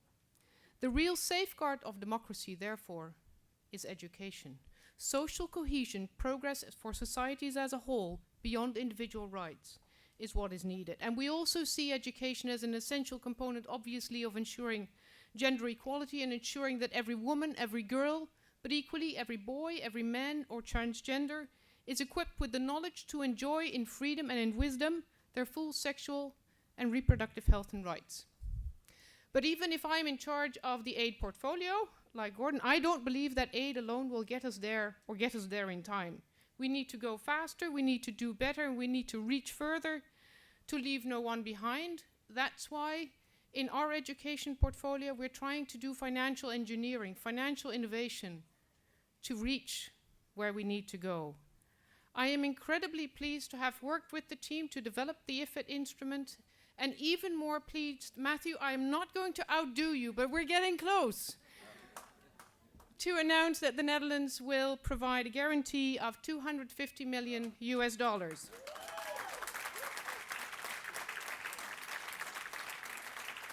And while I don't like competition among donors, Matthew, I'm going to try and outdo you next time I'm on this stage. Education can't wait. I'm incredibly excited. We're trying to do something new here. The biggest adventure children can take is to live a life of their dream. And we can enable and equip them to do just that. How good can it get? Can every donor please join IFFEd for every girl, every child? Thank you. Thank you. Well done.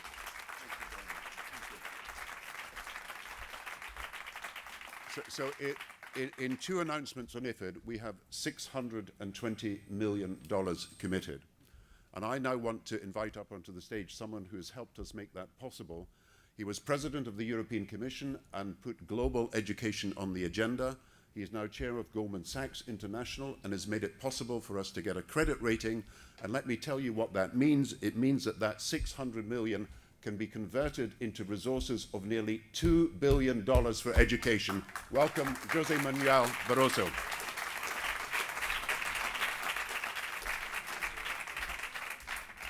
Thank you, Gordon, for your extremely kind words. In fact, during my life in politics, including as President of the European Commission, I was always very committed to this cause of education.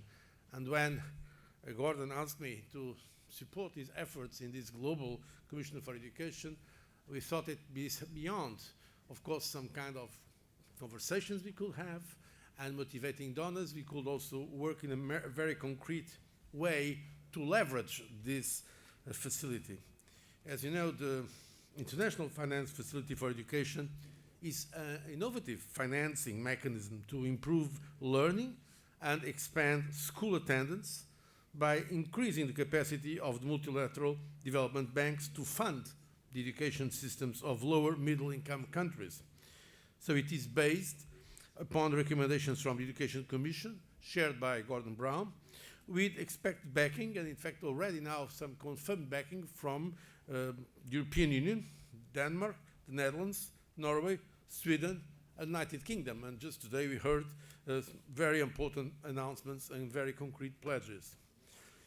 If IFFEd will enable the multilateral bank for development to leverage money largely against contingent commitments provided by its contributors. The MBDs will be able to leverage new sources of funding for education by issuing new debt, so bonds for education, backed by these commitments. For all this to work at the cheapest price, IFFEd will itself needs to have an excellent credit rating. Goldman Sachs, as pro bono, helped educate the rating agencies about IFFEd and has worked very closely with the Education Commission on thoughts to improve the capabilities of this facility. Also, to have a clear process to provide rating agencies with the information and analysis they need to come to a decision on the credit rating. We have also been working with the Education Commission on the design of the IFFEd to set it up in a way that will facilitate a high credit rating. The final credit rating will also be provided once IFFEd is established and funding. But I can say already from today that our discussions with rating agencies have gone very, very well, and we are really very hopeful that we'll have the opportunity to present extremely concrete results. Because for those who say sometimes that education is expensive, I always tell them, think about the alternative. So in fact, we need more resources for education.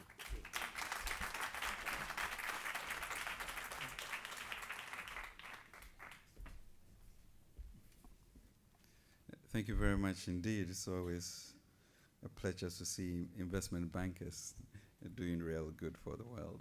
Thank you. But it's really humbling and a great honor to call on stage the former president of Tanzania, His Excellency Jakaya Kikwete, who has done so much as a son of Africa. Excellency.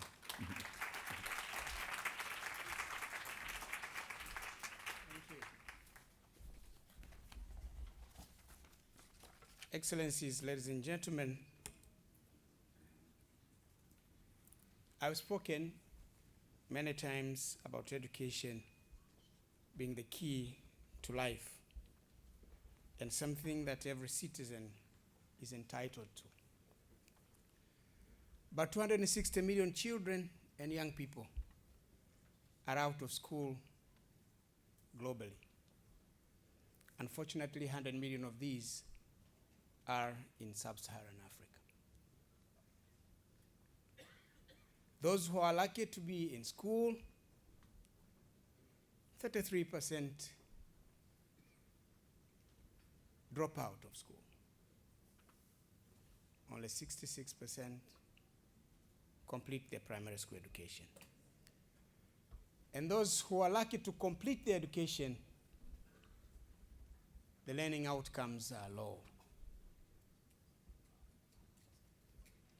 In sub-Saharan Africa, only 20% of young people and children can have access to secondary school education. So we are talking of a continent with people who are the majority of people are primary school leavers.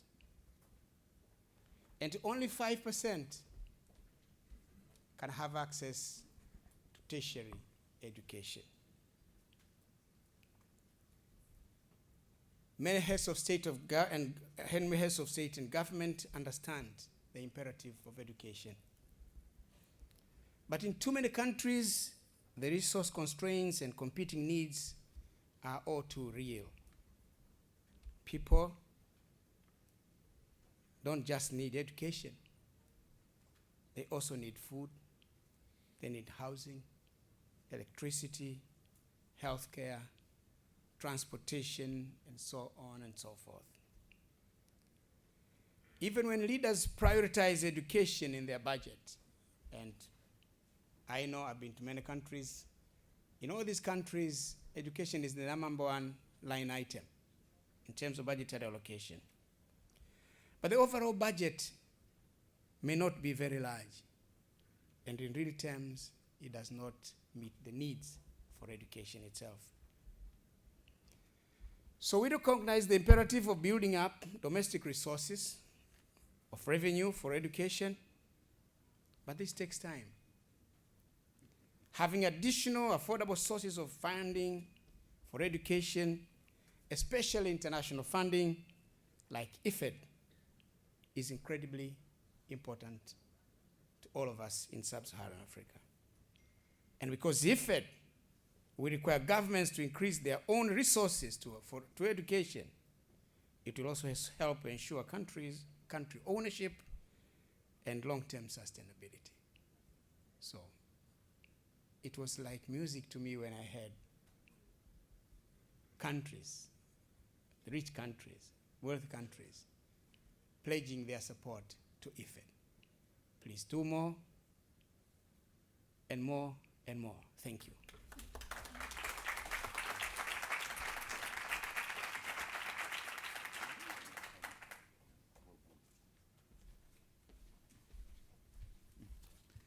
Thank you very much indeed, Mr. President.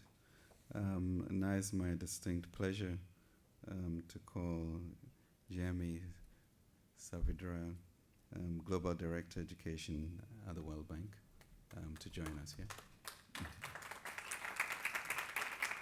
There you go.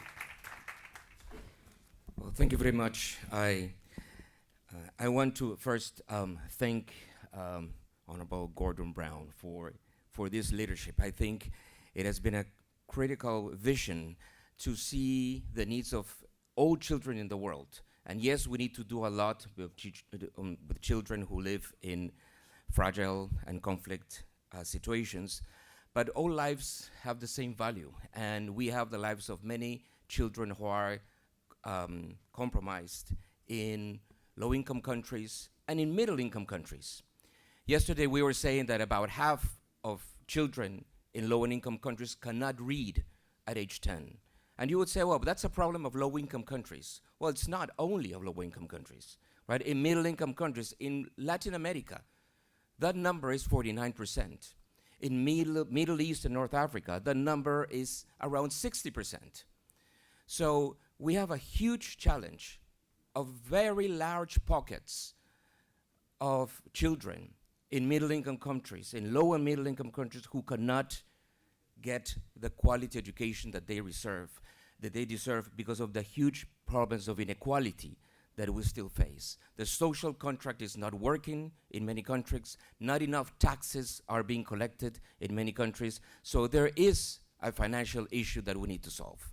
And this facility, IFFEd, it's one facility that can allow to solve that financial problem. But not only that, through the work with the network of partners and multilaterals, will allow also to make sure that those additional resources are well spent and are spent with quality in order to make sure that what children get is not only a place in school, but they get all the right quality and they get the right environment that they deserve, and they can have a future in life. So please accompany us on this process, and thank you very much, Gordon, for this initiative. Thank you.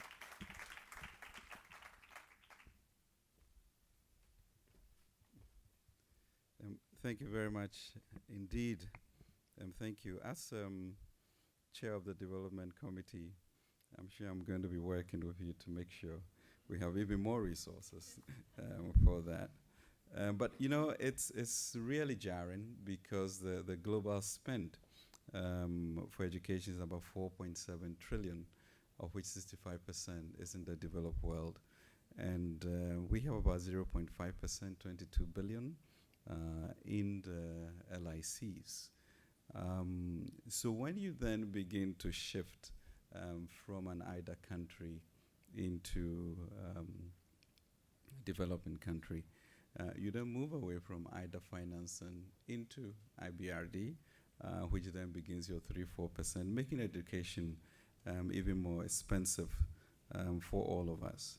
And when you're in a country like Ghana, where you have a president with a vision for everyone to be educated for free senior high school, and you have an indefatigable minister of education who will not let the finance minister rest because he thinks that's all we have to do.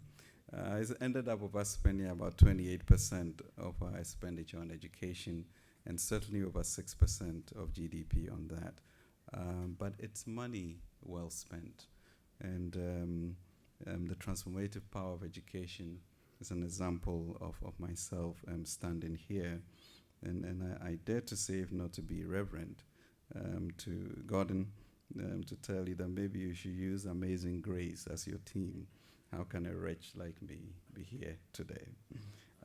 So we truly thank you. We would work with you at the World Bank to make this even more possible. The 700 million kids that we need to look after. 5 billion for starters is great. I'm sure we can do more. And we need to look at the arrangement of global financing, how it works, so that we can leverage it even more. Thank you really, Jasmine, Gordon, for what you are doing. Thanks.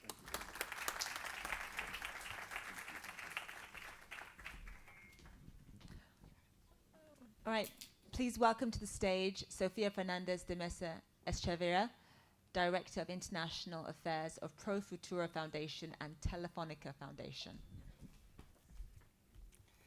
Your Excellencies, ladies and gentlemen, dear friends, it's a pleasure for us to be among you today to announce our partnership, Pro Futuro's partnership with Education Cannot Wait.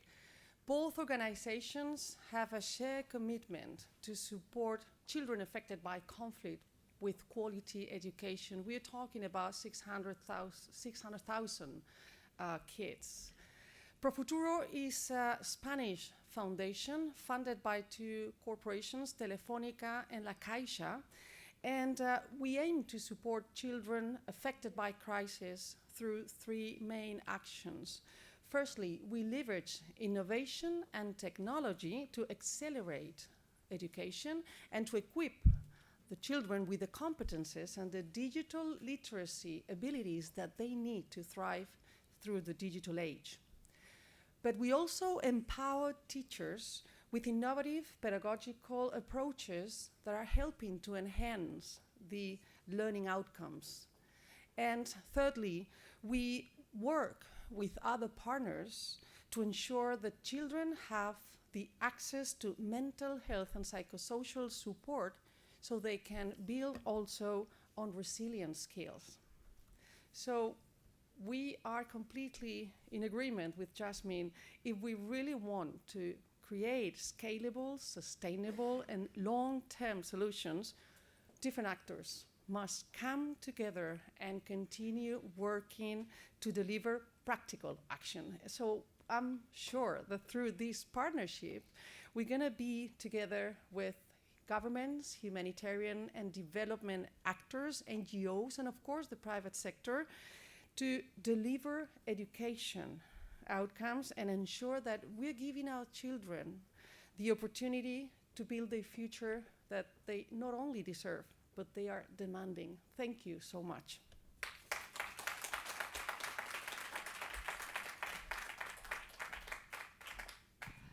Teachers as the key agents for transforming their schools and communities. We train teachers to help them develop their digital and pedagogical skills and empower them to promote collaborative work. ProFuturo aims to provide high-quality education for 10 million children in vulnerable environments by 2020. ProFuturo, committed to education. Please welcome Monawar Ahmed, Vice Minister, Economic Relations Division, Ministry of Finance, Bangladesh. Good afternoon, and thank you. I have come from a country with 165 million people, and ensuring quality education for a huge number of population is a huge challenge for Bangladesh. But despite all this, we are seriously committed to particularly ensuring quality education for all, and accordingly the country has adopted a coherent policy, institutional approach and strategies. Bangladesh is investing a lot from our own resources, means $2 billion in 2019 and 20, and 7 billion this year, financial year 19 and 20. We are providing, for example, last year, 35 million books to all the school-going children on the very first day of their school. And apart from that, marginalized section, including girls and women, are getting total and partial waiver in bearing educational expenses. Ladies and gentlemen, the current public expenditure spending on education in Bangladesh is 1% of GDP, and we need to increase our public spending on education from its current level 4%, $12 billion USD of GDP. Our recent estimates suggest that an additional 21.23 billion USD will be needed for implementing the SDG 4 alone. Therefore, we need strong partnership with development partners to garner these additional resources. And in this respect, this forum, the IFFEd, may help us in tapping new and affordable sources of financing to scale up our education programs supported by the multilateral development bank. So what I'd like to conclude, we have heard the encouragement contribution from the development partner, but I would like to say, that to prove that leaving no one behind would continue to be a slogan if we cannot act, and if we cannot act right now. Thank you very much. Thank you. Please welcome to the stage Kelly Clements, Deputy High Commissioner of the UNHCR.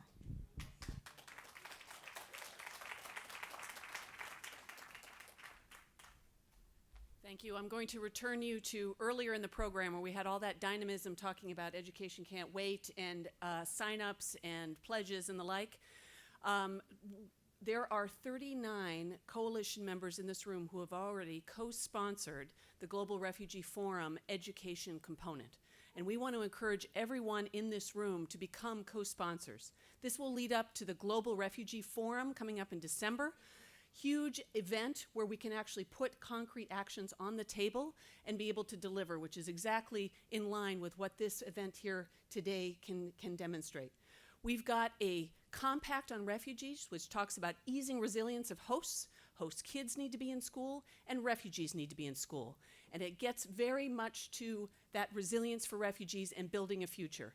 We are hugely committed to this. We've just put out a refugee strategy. It talks about how all of you can become engaged. We are keenly interested in gaining new partnerships, and it's about integrating into systems and leadership by governments, which we've just heard today, and we're behind it 120%.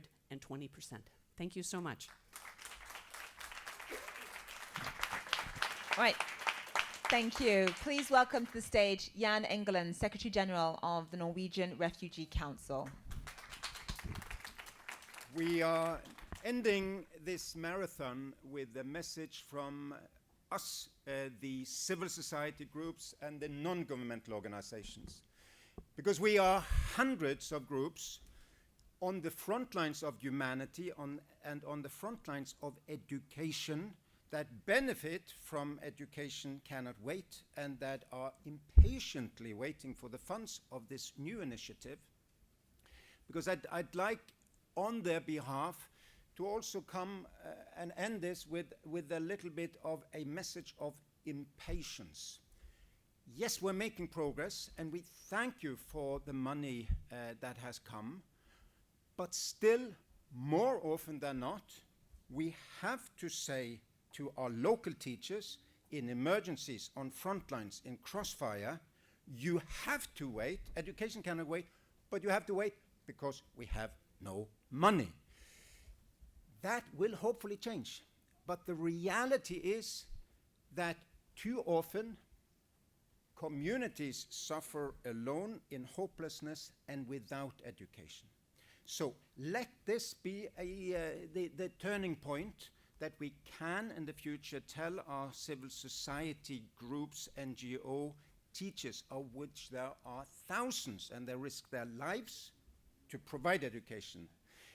Parents take risks in sending many of the children to school. Our message is education will not wait anymore. We will be able to get at least the funding we need, and then we will also fight for safe schools and right to education, and that governments and international institutions help us to help these people in hopelessness. Thank you. It is my pleasure to introduce Sesame Workshop's Vice President of International Projects, Danny Labin, and he brought a very, very special friend with him as well.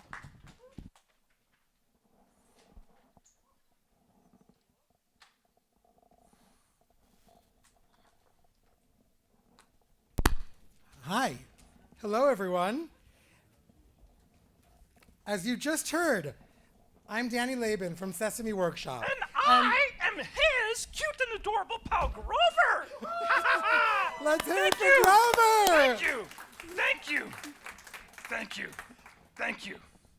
Thank you! Thank you, Grover. Yeah, hold on. Some may not be applauding on the outside, but they are applauding on the inside. I'm sure. Thank you! Yes, thank you. What were you saying? I'm sorry. That's all right, Grover. I was just about to say how happy we both are to be here and to see and experience this incredible outpouring of support for ECW. ECW, yes. I love ECW. Who doesn't? Who doesn't love elephants chasing water buffalo, huh? Huh? I mean, it is a spectator sport for everyone of all ages, right? Oh, right? Grover. No, ECW does not stand for elephants chasing water buffaloes. What? ECW, as we've all learned, stands for Education Cannot Wait, a global fund for education in the types of crises where children far too often don't have access to learning opportunities. And Grover, you know that at Sesame Workshop, we have been dedicated for 50 years to helping to deliver early education to the most vulnerable children who need those opportunities most, using media in all of its various forms to reach kids. But you know what? What? Sometimes when people hear Sesame, they think only of Sesame Street. It's not a bad thing to think about. I mean, I actually lived there. It's quite nice. It is great. And Sesame Street is beloved around the world. But Sesame Workshop, the organization behind Sesame Street, does so much more for children everywhere. Whether it's helping families to cope with homelessness here in the United States, or the work we're doing to model gender equity for boys and girls in Afghanistan. But you know, Grover, we couldn't do any of this work without you and your Muppet friends. It is true. It is true. Like, take my new friend Basma, for instance. Yeah, perhaps some of you had a chance to meet Basma at various points throughout this UNGA. But Basma is a new little purple Muppet. She's so adorable. She is very cute. And she will be on Ahlan Simsim.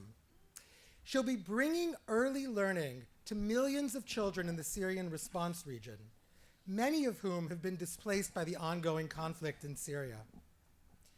And thanks to the ongoing support of the LEGO Foundation, we've been able to expand that work to address the needs of children in humanitarian crisis, and are now working with Rohingya children in Bangladesh, helping them to learn through play.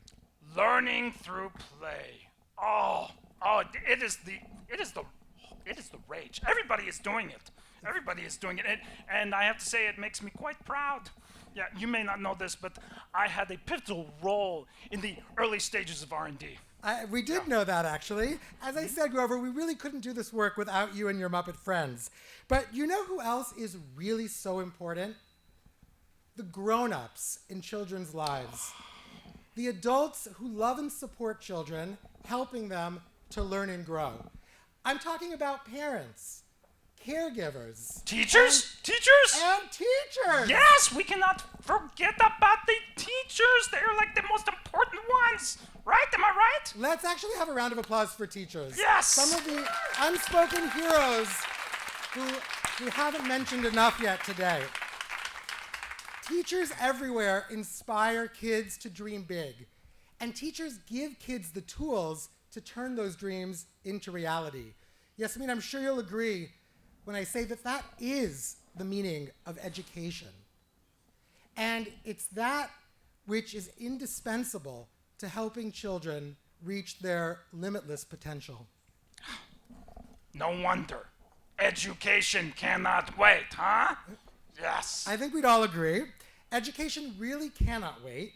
And you know, one other thing that can't wait, Grover? What is that?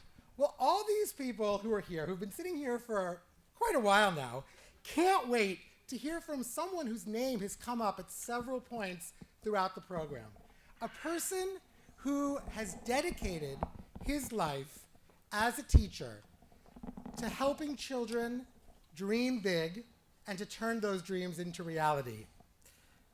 You probably know who I'm talking about at this point. He is the winner of the Global Teacher Prize, and he's from Kenya, where, incidentally, a new version of Sesame Street will be on air next year for children to watch in Swahili. Danny? Yes, Grover? Danny, you know, there's something else that cannot wait. This thing has gone on for, I don't know, 3.5 days or something. I have to go to the bathroom! Okay. You're doing such a good job! Keep it up, Danny! Okay, bye-bye, everybody! All right, let's hear it for Grover!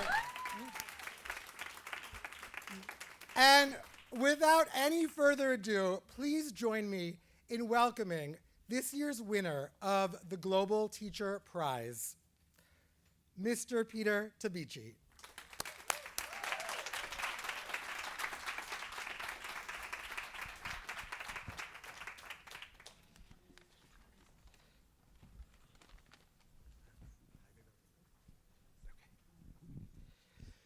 Hello. I know that your students call you Brother Peter Tabichi. Yes. And really congratulations on behalf of everyone here on your incredible recognition. It's an honor to conclude today's event with speaking to somebody who is a true practitioner of education in the field. And we thought it would be really just interesting to hear about some of your personal reflections on education and what it's been like to be a teacher in Kenya. Thank you so much for this privilege of really giving teachers voice. I feel like it's a great privilege. So I'm a science teacher. I teach maths and physics in one of the schools in Kenya, located in a remote rural area, Nakuru.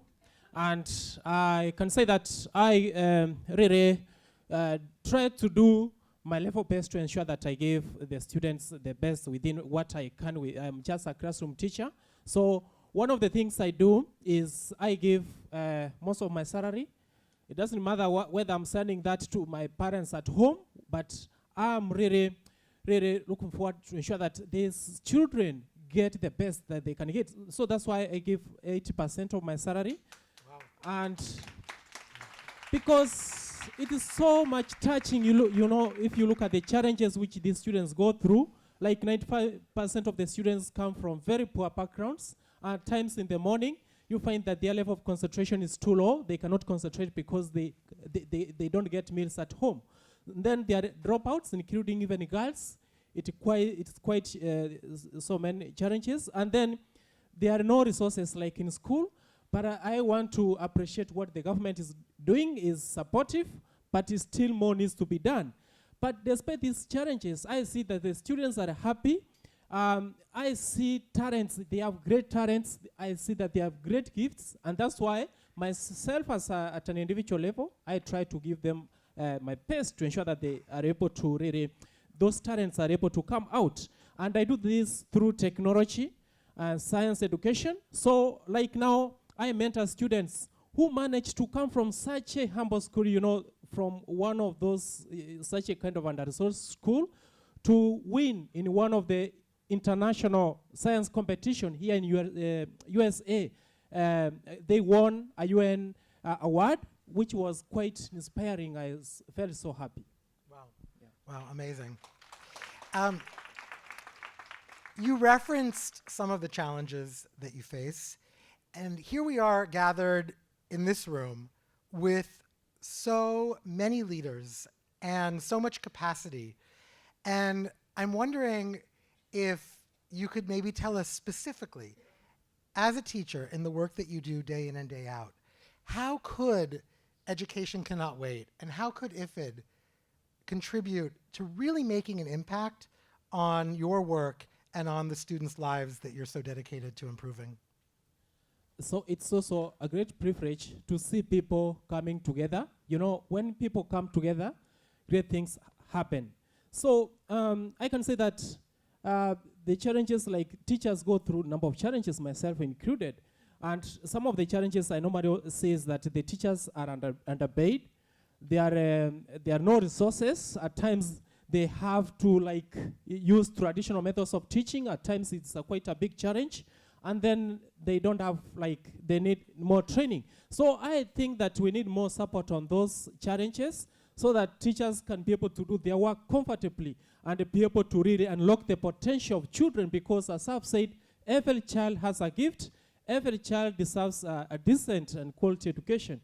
So I'm so much happy that I've been appointed to be the champion of the Education Cannot Wait, and those children in crisis and those areas. So I'm so much willing to work within my capacity.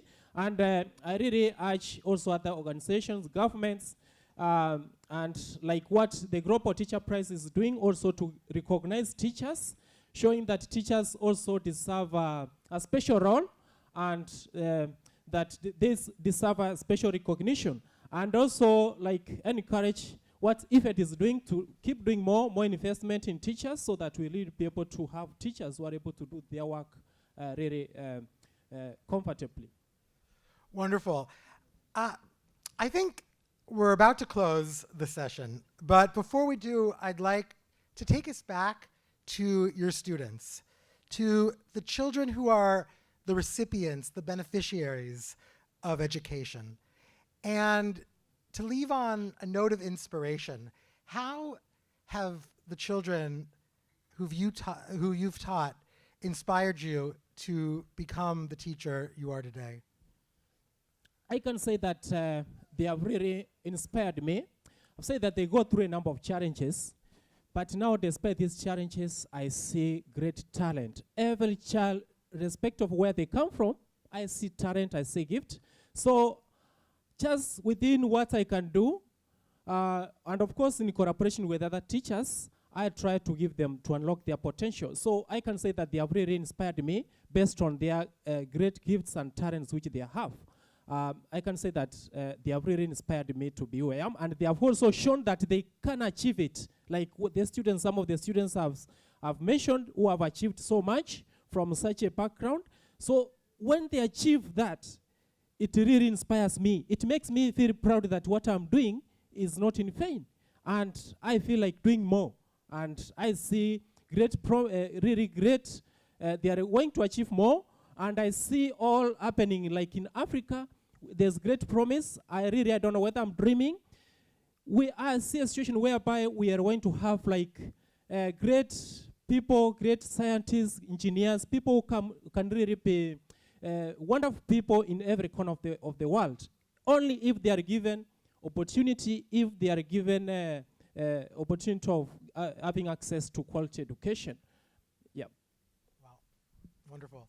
Well, I want to take this moment to congratulate you once again on the incredible recognition of being this year's Global Teacher Prize recipient. It's a great honor.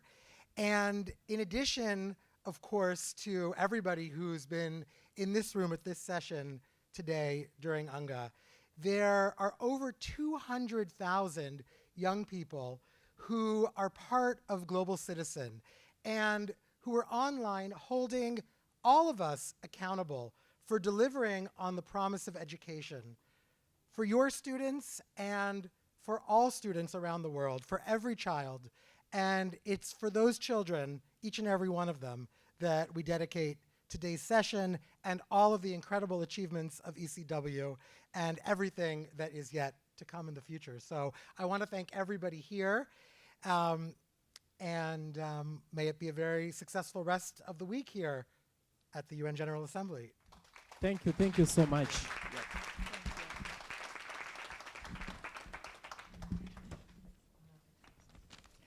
Thank you.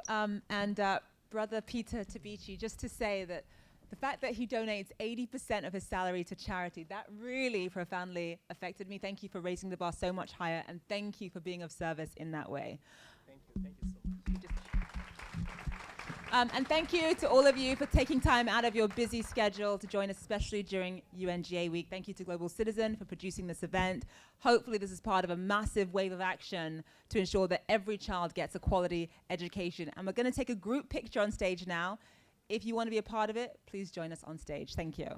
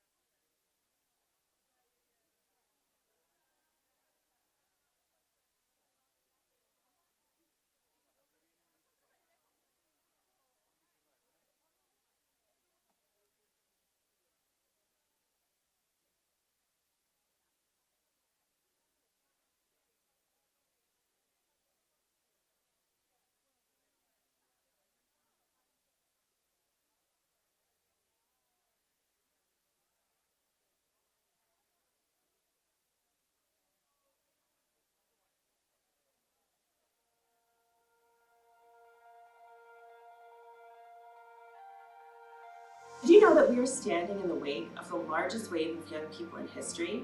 Far too many of this generation are facing bleak and uncertain futures. I don't know what the choice would look like for a family that has to flee everything they've ever known and go through unspeakable trauma. I realized children in crisis need more attention than anyone else. Throughout these years, INE has been advocating that education in emergencies be recognized and supported. I had the immense privilege of traveling to Peru, and there I met two young kids who had been... Everybody come up, please, please, we are all part of this. Everyone come up, this is your organization. Jan Egeland, don't disappear like that. I need you, and I need your beautiful speech for civil society. Come here, I'm going to stand next to you. When there was no solution for the education of these refugee